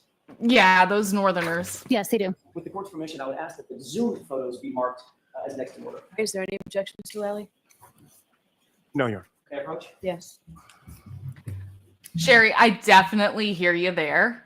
But DMART also has a very interesting point on that, Sherry, which, you know, I don't live in New England. I've been to New England, but I'm not from there. And I will say I'm used to the South where like people open the door for you and smile at you for no reason and, you know, and just tell you, how are you doing today? And I hope you have a great afternoon, you know, just and they mean it most of the time. If you hear bless your heart in the South, they don't mean that. But what they do mean is you're so fucking stupid that I pity you. Okay. But everything else, they're really sweet. I mean, I'll never forget moving to the South and someone opened the door for me and smiled.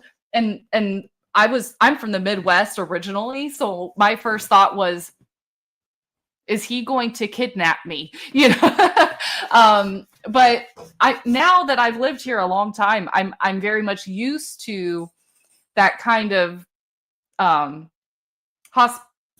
hospitable behavior. And DMART, you're absolutely right. People in New England may be very used to that kind of banter back and forth, like between what you see between Jackson / Yannetti and Bev Canoni. So I don't know.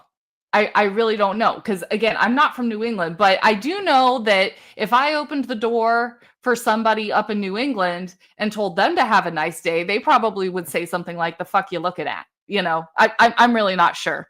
Y'all help me in the chat, because I don't know really how it goes up there, but I do know at least that people are not quite as, you know, friendly in passing as they would be like here in the South. Yes, absolutely, Sherry. If someone says bless your heart, it's really bad. Like, that's the FU of the South. That is the middle finger. That's the bird. Oh, goodness.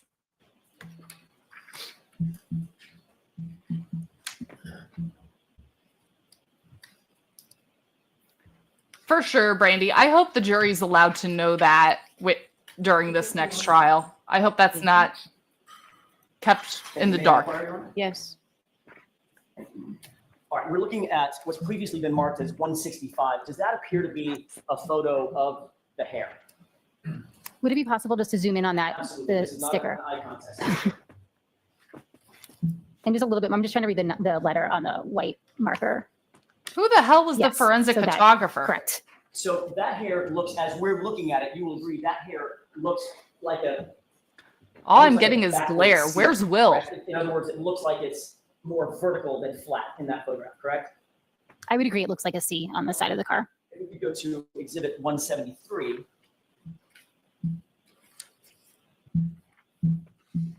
And this is the same hair photographed a second time, correct?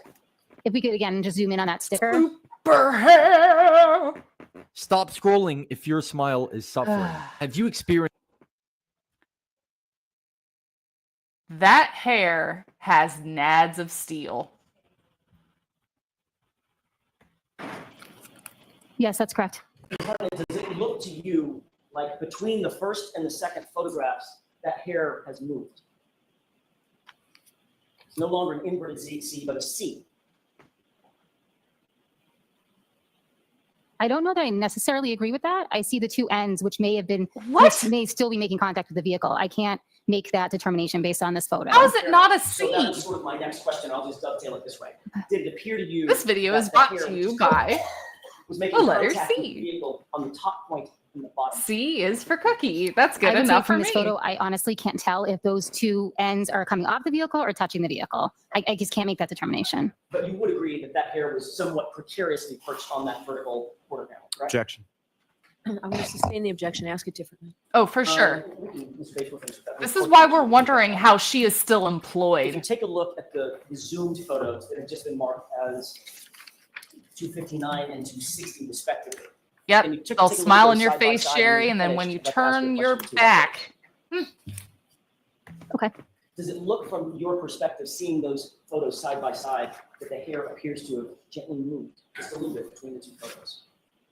I just don't think I can make that determination. They're taken from different angles. I just don't know. I can see that they have a curl in both, but I don't know which ends are making contact or if the ends are coming off the vehicle. May I approach on it? Yes. Basically, this forensic photography was so horrible that we have no way of knowing, and Maureen Hartnett did not annotate any of these details. Thank you. Thank you, sir.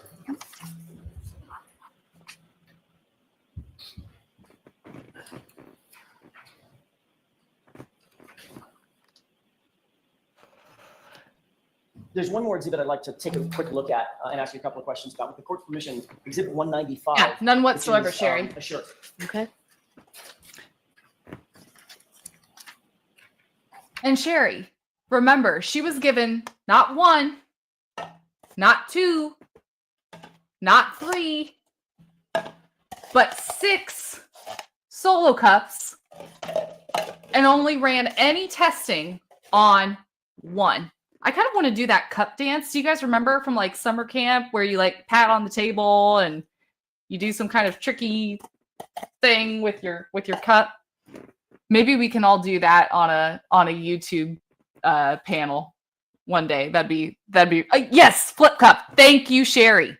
Sherry, 10,000 cool points to you.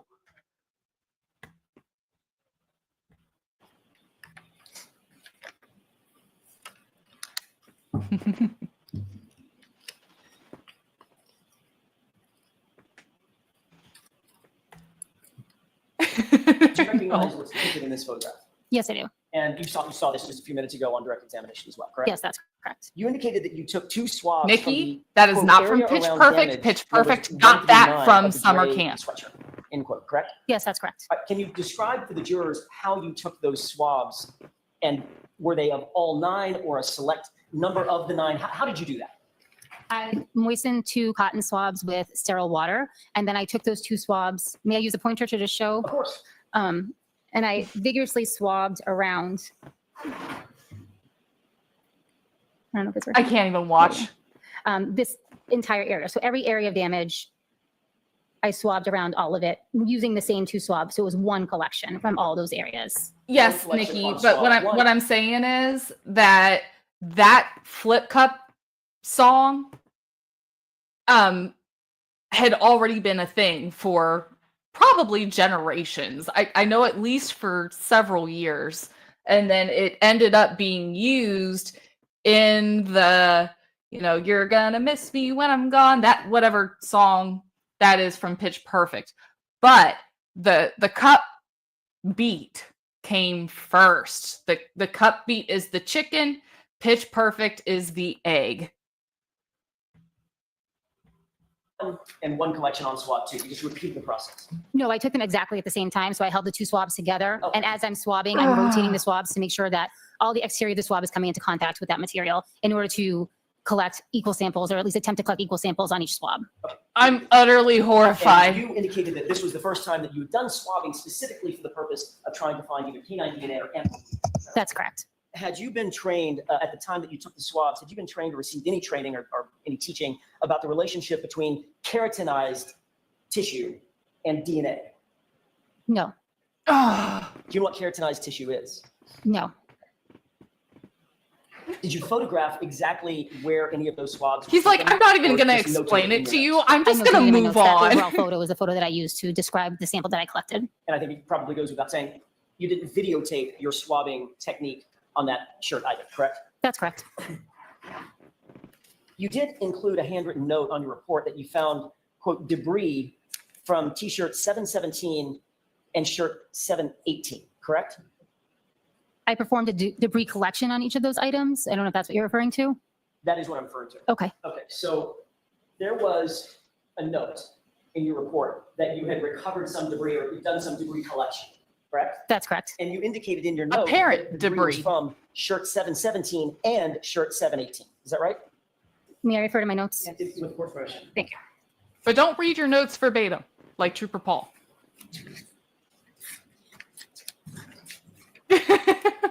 Yeah, notes, schmotes. Yes, that's correct. Okay, and shirt 717 is which shirt?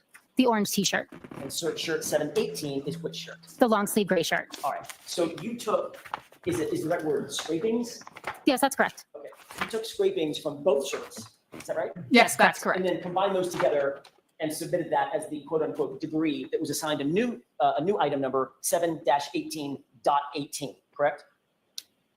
Yes, that's correct. So as you sit here, you don't know where the Oh, debris came yeah, from Sherry, that's specifically going to other be a than whole other the two discussion shirts. and a Could whole be other one, video, could be girl. other, could have been a combination of both. Yes, that's correct. Did you describe in detail anywhere the actual debris that you found? Little fibers, little hairs, little pieces of green or blue or whatever? And If I was able to pick out a hair or a fiber, I would have attempted to do that from the debris collection. The debris collection was just anything that was left on the item that I was not able to pick off. Okay, and you did not note. Yes, any debris Sigrid, item out of the that 6 was solo plastic cups, or she plastic tested seed, 1. anything like that, correct? No, I did not make When any there could kind have been of, multiple observations on the DNA debris itself. contributors to And that no blood. She marker only put decided on to test any 1. part of the debris that was recovered, correct? That's correct. And there was no photograph taken of the debris, That's correct. and there was no videotape of the debris collected. Correct. Yeah, it took 18 months When to you interview received Colin. Item 717 and item 718, that came in one. evidence And Lucky packet, right? Loughran. Yes, it did. Your Honor, may I approach briefly? Yeah, Sherry, she played eeny, meeny, miny, mo to determine which cup, too. Taking a look at that. That's a photograph. Hello, darling. I'd ask Good you to see review and tell me you. if you recognize it. Not the photograph, but what's depicted in the photograph. Yes, I do. How do you recognize that? This Glad is you're here, the boo. container that contains it's a photo of the brown paper bag that contains Don't the long YouTube and sleeve gray drive. shirt as well as the orange t-shirt. May I approach, Your Honor? Yes. I could ask that be marked as next in order. Any objections, Mr. Lally? No, Your Exactly. Okay. So I don't know if you missed this, But what I believe here is that this entire case was done out of an attempt to create some plausible deniability for themselves behind quote unquote incompetence. Okay? It's better to be looked at as a dumbass than to be looked at as corrupt, right? So they went with the dumbass move.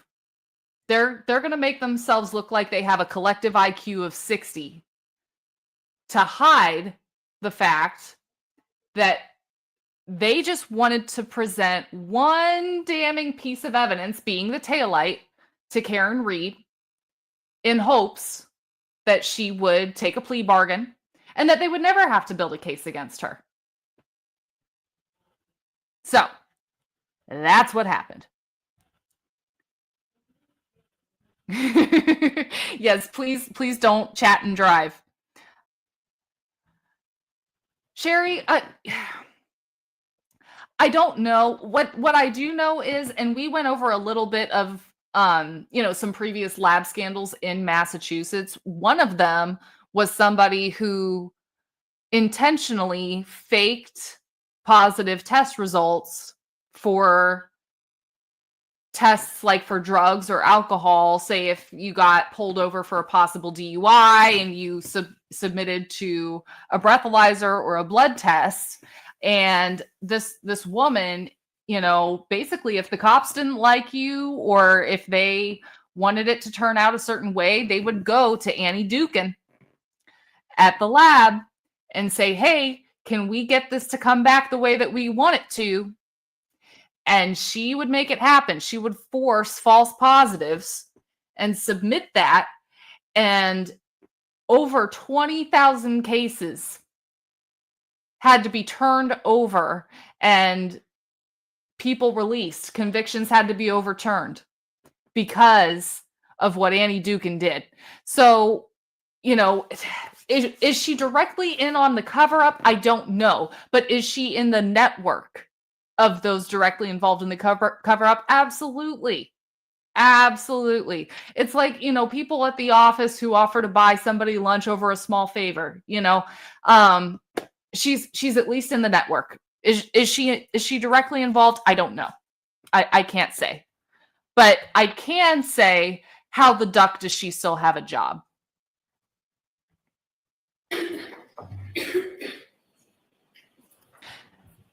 Solid question, Sherry. I don't know. Thank you. Yeah, look at her face here. This evidence bag Absolutely notes, flubbing. Let me start over. This evidence bag is in the Plausible condition that it was in deniability, when guys. you received it, meaning the writing on the back was already there when you received it. Yes, that's correct. And it notes that these items of evidence were collected by Trooper Proctor, correct? Yes, correct. And the date of collection was January 29, 2022. Is that right? I'd have Yeah, to and that relook at other chick was using the drugs in evidence. May I approach? Yes. Whew. That was bad. Yes, I didn't. So you got an answer. My Right, I apologies. The date on there is Quite January possible. 29th, 2022. So I don't have to walk back and forth. May I have, Yes. Boing, boing, boing. Red Solo cup, I fill you up. Let's convict Karen. Oops, left it on mute. Does that look like what you're looking at? Exhibit 261. Yes, that's correct. Thank you. See if I can stand out of the way. You see Trooper Proctor's name on the evidence bag as the person that collected it. Yes, that's correct. And it Oh, has a description of what's in the bag. And it An evidence bag. How about that? Just look at it, guys. Get a real good look. One of these things is not like the other. One of these things doesn't belong here. That is an actual evidence bag. It's labeled. It has dates. It's sealed. How about that? Isn't that something? shows both the orange t-shirt and the gray sweatshirt collected together and bagged together, correct? Yes, that's correct. And the date, again, once again, on the upper right is January 29, 2022, correct? Yes, that's Okay. You have no way of knowing. I'll play the as song sit for you, here, Brandy. The journey that those two items of evidence took before they got to you in your lab, correct?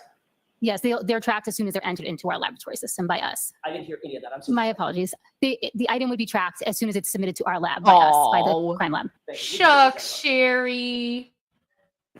Sherry also wins comment of the day. 10,000 more cool points to Sherry. Guys, if you haven't subscribed, then do what Nikki says. She says to leave your DNA on the like button and the subscribe button. And please, if you feel that you have a friend, family member, or other loved one who would enjoy this content, please share away. This is not a secret club, okay? It's not a secret club. We're trying to get the word out. And also, this channel does have bills. We are an itty bitty baby channel. We are not monetized. We don't get the fun super stickers or the super chitty chats just yet.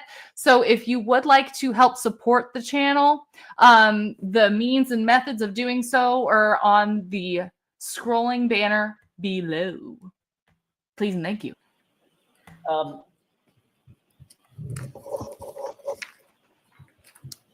The debris No that you coupons, ultimately Thomas. got from the shirt or shirts. You don't know if that debris may have been in the bag and the shirts picked up debris in the bag or otherwise, correct? Correct. Because they were housed together, Yes, stored together. that's correct. Were you aware before you began your analysis on either one of those shirts that those shirts had been found at the bottom of an ambulance, on the floor of an ambulance at one point? I don't have any knowledge of where the clothing, what condition the clothing in was before I got it. Okay, and that probably answers my next question, but just for the record, you don't have any knowledge personally as you sit here that either one of Doctor the shirts wasn't- were floor of a hospital. I I don't have no know. information about where the shirts were. One of the things that you did indicate was, in your direct examination, was how important it is to maintain. Okay, intrusive thought. And it's not about the undercarriage.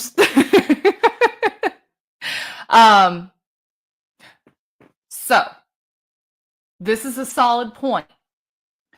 What did we forget when we were talking about whether Maureen Hartnett may have been involved in the cover-up? We forgot that Proctor and his henchmen made an attempt to pressure Dr. Shorty Bello into updating the cause of death of Officer John O'Keefe. How about that? So it is quite possible. We don't know. And we do see a lot of Maureen Hartnett kind of giving the, I don't know. Look at this shit sandwich I was given. It came in this and this. I don't know how I chose which cup to swab. I just closed my eyes and stretched out my hand and used the force. You know, she's really trying to distance herself from this because she knows it was buggered up. Sanitary conditions with evidence to avoid contamination, correct? That's correct. For instance, you wouldn't want to take the swabs that you so carefully utilized to swab an item of evidence and then Yeah, they drop it on do. the floor. You would have to discard that item and then start over, correct? If a swab is dropped on the floor, we don't discard it. We would preserve it, but that would be a note that we would have to put in our Yeah, file. there's and only that- one yes, way to that get swab would not out be of a tested any gang. further. Right, because of the possibility of cross-contamination. Correct. And Yes. This is truly my my go-to number one beauty product at the moment. I wear this no matter the time of Help. this just sets Yes, it is called How to Fix a Drug Scandal. How to Fix a Drug Scandal. Very good documentary. at least according to the evidence bag, those two shirts were in the custody and control of which trooper before you got them? Trooper Proctor collected the evidence according to the bag. Yep. Proctor. Ultimately, Ms. Hartnett, every single piece of taillight material and clothing. Sherry, I that think you that's being described brought your up in the testimony today civil on direct case. cross-examination all of that between Karen and the O'Keefe evidence estate was presented to you or to the lab at one time in one venue on March 14th, 2022.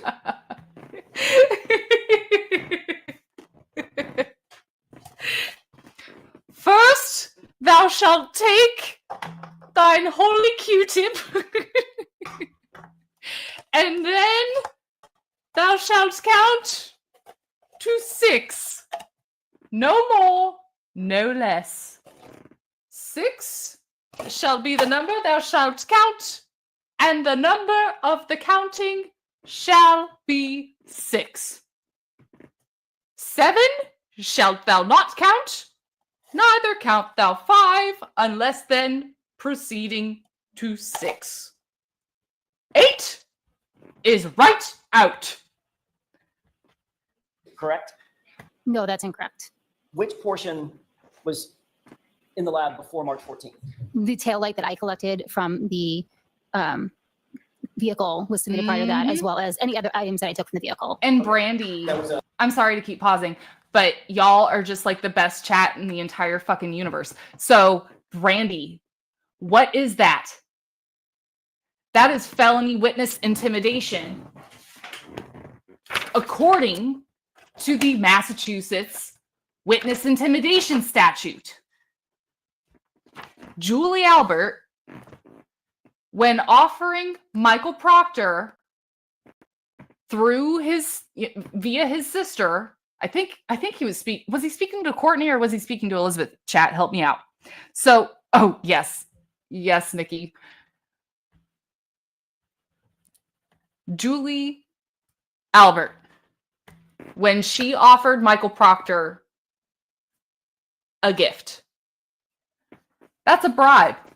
Saying, when all this is over, we want to get you a gift. That is a bribe. Julie Albert committed felony witness intimidation. Arguably. Okay? So if they're going to go after Turtle Boy, if they're going to go after Rich Schiffer for something like this, okay? Then where are the charges against the Alberts for felony witness intimidation? Because look at this. Whoever willfully, either directly or indirectly, and goes into threatening, all that, conveys a gift, offer, or promise of anything of value to, conveys a gift. Those exact words. That is the verbiage. By offering that gift, Julie Albert, if we're going to go after Rich Schiffer, just saying. That was a great answer and my mistake. I knew that and I forgot it. So the taillight housing you took on the first. Correct. Okay. Every other item other than the taillight housing itself, which you took personal possession of, all the taillight fragments, all the clothing, orange shirt, gray shirt, jeans, shoes, everything. Yep. Was all submitted in one fell swoop Yes, Dean on Martin. March 14th, 2022. Is that right? No. What else am I incorrect about? So I He just was wanted to clear in anything the that was collected wedding. from the vehicle, as well as the swabs from He the red wasn't Solo just cups there, he and was the in drinking it. glass. He was that like was in the presented little to- tux. presented with at Canton PD was submitted by me And all the on pictures. February 1st. The other items, the clothing items, were submitted together. And then there was another submission that had the fingernails and the known blood standards. So there were several submissions. So I'm hesitant to lump it all into one because it did happen on different dates. Okay, fair enough. Can we agree that Guys, I know we've paused a lot, but did you guys hear whether Maureen Hartnett tested the fingernails for DNA? Because I didn't hear anything about that. I didn't hear that. If you're gonna bother clipping the guy's fingernails to check for defensive DNA, then test for it. Why bother cutting his fingernails? the earliest submission, with the exception of the stuff that you actually took with you from the Sally Port, the taillight material, what swabs you took? I'm sorry, the taillight housing, That what should swabs. be a All the statue other material that was submitted to at the the lab, county all the other courthouse. earliest date anything was submitted was March 14th, 2022. If you don't mind, I'm just going to take another look at my submission forms just to clarify. Hey guys, this Yes. chat is absolutely awesome. So if you're on replay crew, go to the comment section and then swipe over to live chat replay. Save big on your favorite organ complex with this limited time offer. Blasted Want to ads. skyrocket your energy levels? Is that a copy of your submission form? Yes, it is. Okay. If you could. Yeah, familiarize with yourself friends that like for a these, second. Sherry, who needs enemies?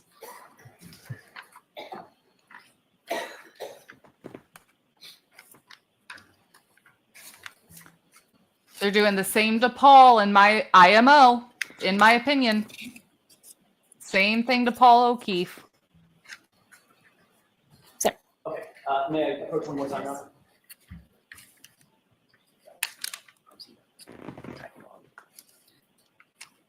I have one more document I'm going to ask you to take a glance at. Secret, I've got a whole collection. Do you recognize that document? Yes. What is that document? The second document that I just handed you? This is a printed chain of custody report from our laboratory information management system. Your Honor, with court permission, I'd like to mark. This is a Yeti one. First document's name again. I want to get it right. It's the evidence Isn't it submission great? form for submission 7. Evidence submission form for submission 7, 2-page document. If I could have that next in order, and then the Chain of custody. I apologize. Is there an objection, Mr. Lally? Yes to both. So the objection is sustained unless you want to convince me otherwise. I'll have a. She might as well have just said, I'm going to preemptively sustain any objection that anyone might have. Did you want to object to anything about that? Do you need a blankie? How about a snack? Come lay on mama's shoulder and take a little nappy nap with your blankie. Make you a warm cup of milk. Mark for ID for the time being. That's fine. If that's okay with the court. Yes.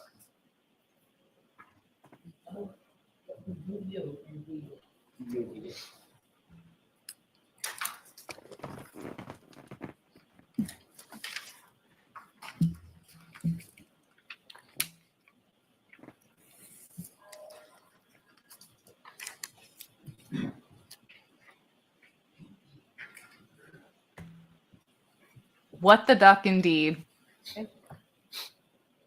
Lally is on Bev's nipple. You've got a I've lot of just your gotta post-its in say. the other one. Do you want to take it off? I was going to actually ask you to, I think, help with this. I did it again. I did it again. I'm so sorry. I went to pause and I accidentally rewound. Sherry, hang on. Sherry. We don't quite know on that just yet.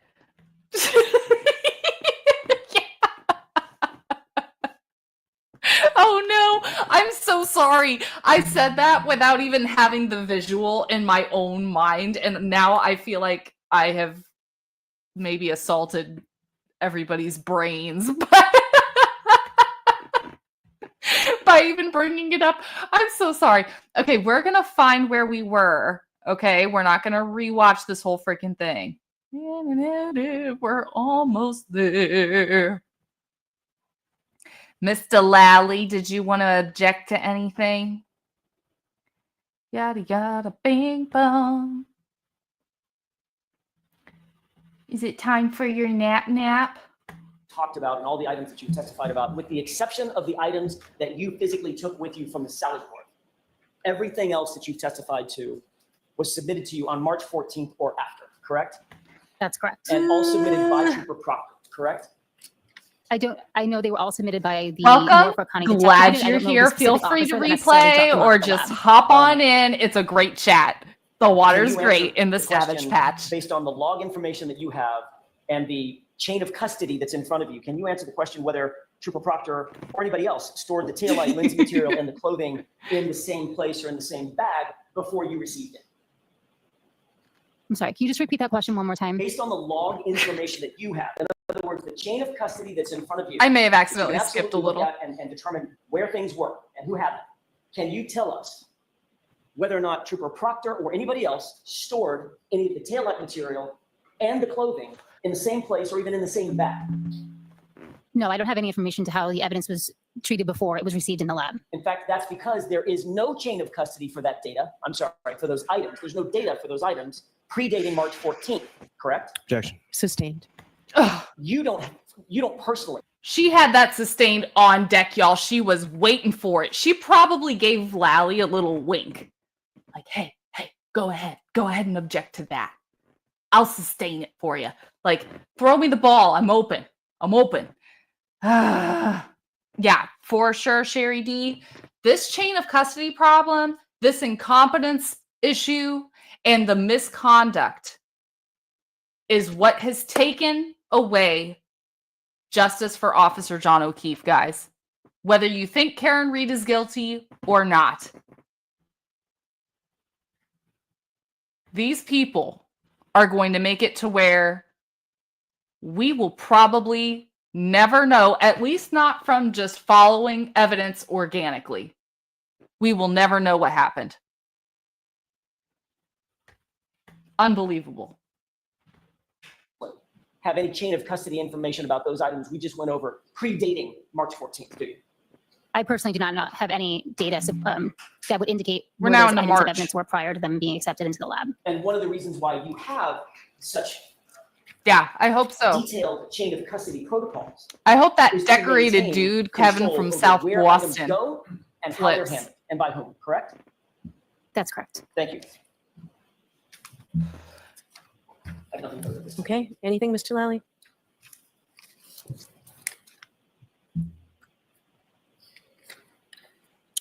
He's going to redirect a lab lady? Just a couple.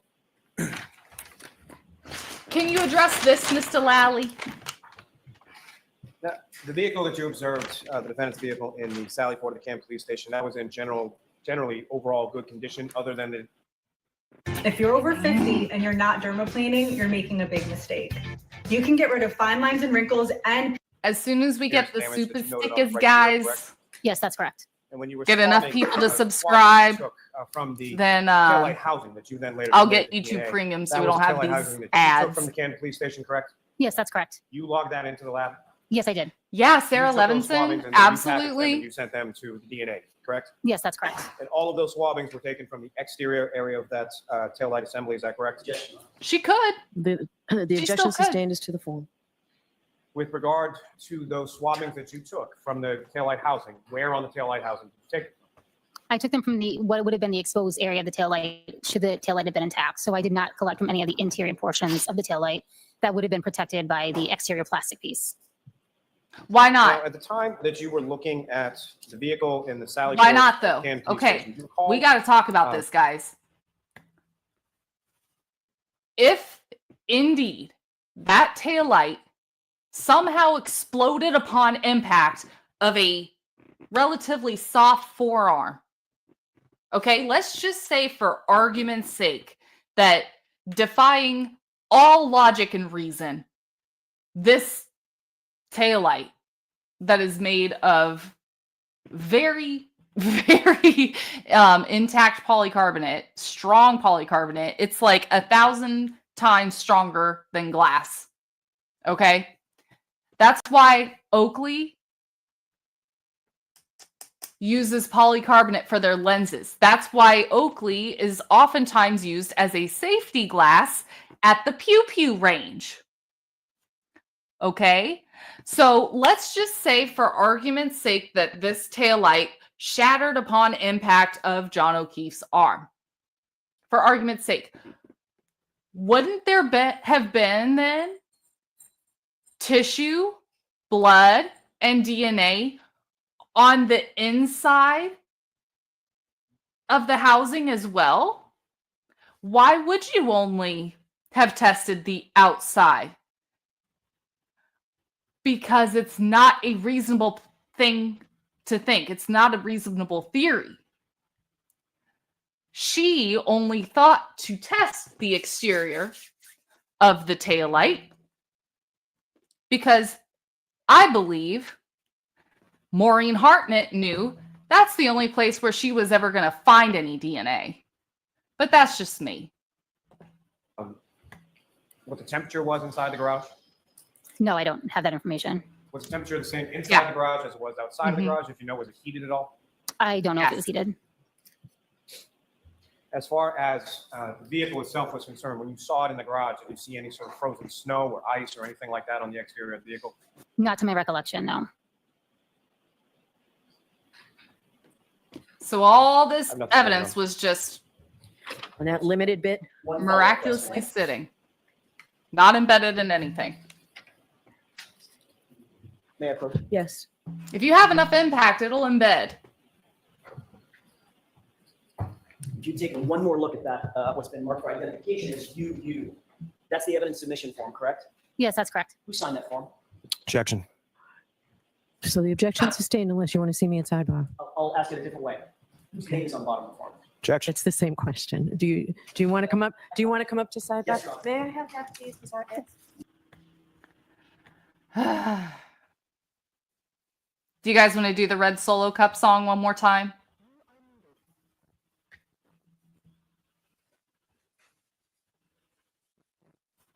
Any takers? We already did it once, so I get it.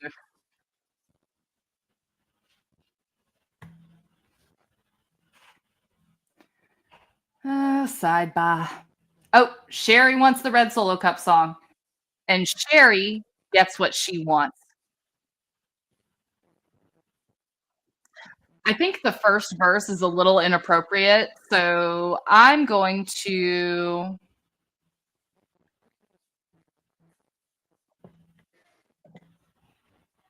Here we go. Here we go.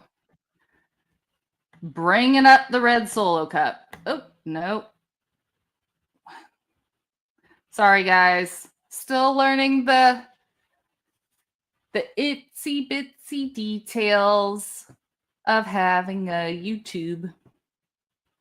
First, share the screen and don't share tips again. Here we go. Haha. I gotcha. I gotcha now, bitch. Okay.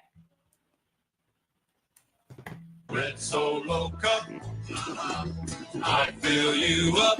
Let's have a party. Let's have a party. I love you, Red Solo Cup. I lift you up. Proceed to party. Proceed to party. Now I really love how you're using the stack, but I really hate how you're. Can't help myself, guys. I just can't. Sherry. She says, "Oh, I know this song." Oh, goodness. Yep, Toby Keith. It is Toby Keith. All right, let's see. Is there any more material from Maureen Hartnett who deserves to lose her job? We just got back from the sidebar. Bring it back up to the east side. Right. All right, Ms. Hartnett, you are all set. All that for her being all done. So, guys, I will just go ahead and say this one more time to kind of wrap it up, right?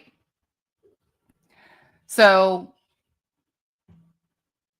let's just say for argument's sake that Karen Reed really did back her car over Officer John O'Keefe. According to the standards of what's admissible in court, Karen Reed would still deserve to walk. Why? Because of the misconduct from the investigators, because of the incompetence from people like Lieutenant Gallagher, from people like Maureen Hartnett, from people like Trooper Joseph Paul. On top of that, you have some serious concerns with conflicts of interest from people like Michael Morrissey, from people like Judge Beverly Cannoni. all that combined makes it to where, again, let's just say that she did it. These people have taken away justice for John O'Keefe by completely soiling their knickers on this case. And don't tell me that it's from them being dumbasses, because if you've watched the Brian Walsh case, you know these people, Michael Proctor included, know how to conduct a darn investigation. Okay? So, I haven't seen a whole lot of people asking, but how the duck does Maureen Hartnett still have a job? Beats me. Beats me, guys, because we all saw it. She just kind of played eeny, meeny, miny, mo. Eeny, meeny, miny, mo. Sorry, tongue-tied. She played eeny, meeny, miny, mo with picking what evidence to swab. Didn't test jack squat for any DNA. I mean, just unbelievable. Yeah, Sherry. And we're still waiting over a year for Turtle Boy. Unbelievable. Sherry, I'm not sure what you're talking about. I do have a Cash App. It is on the banner below. That is how you can support the channel, guys. You're right. You're absolutely right. And Hank is on board with it. Guys, I don't believe that Morrissey went to pay for outside counsel without first having a conversation with that outside counsel about what's really going on and how he wants that case to be handled. That's, oh, are you talking about from the last stream, love? Thank you so much. Yes, Sherry is the first supporter of this channel, guys. Let's see if we got any more supports.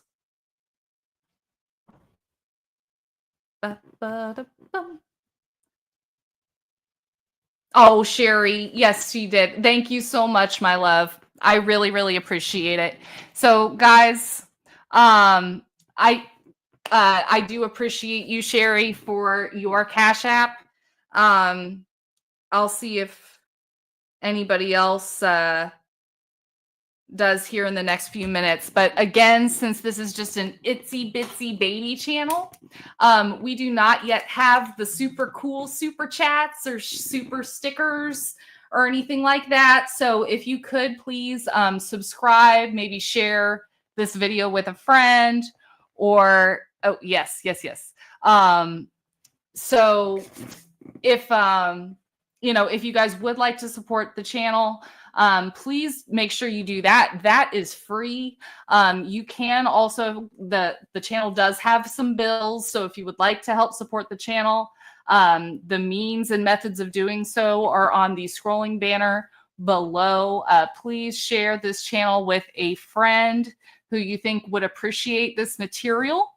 And guys, just so you know what we're coming back to do. So I'm going to kind of do a little bit of a series on this, like how the duck do you still have a job. I think our next victim is going to be done via a poll.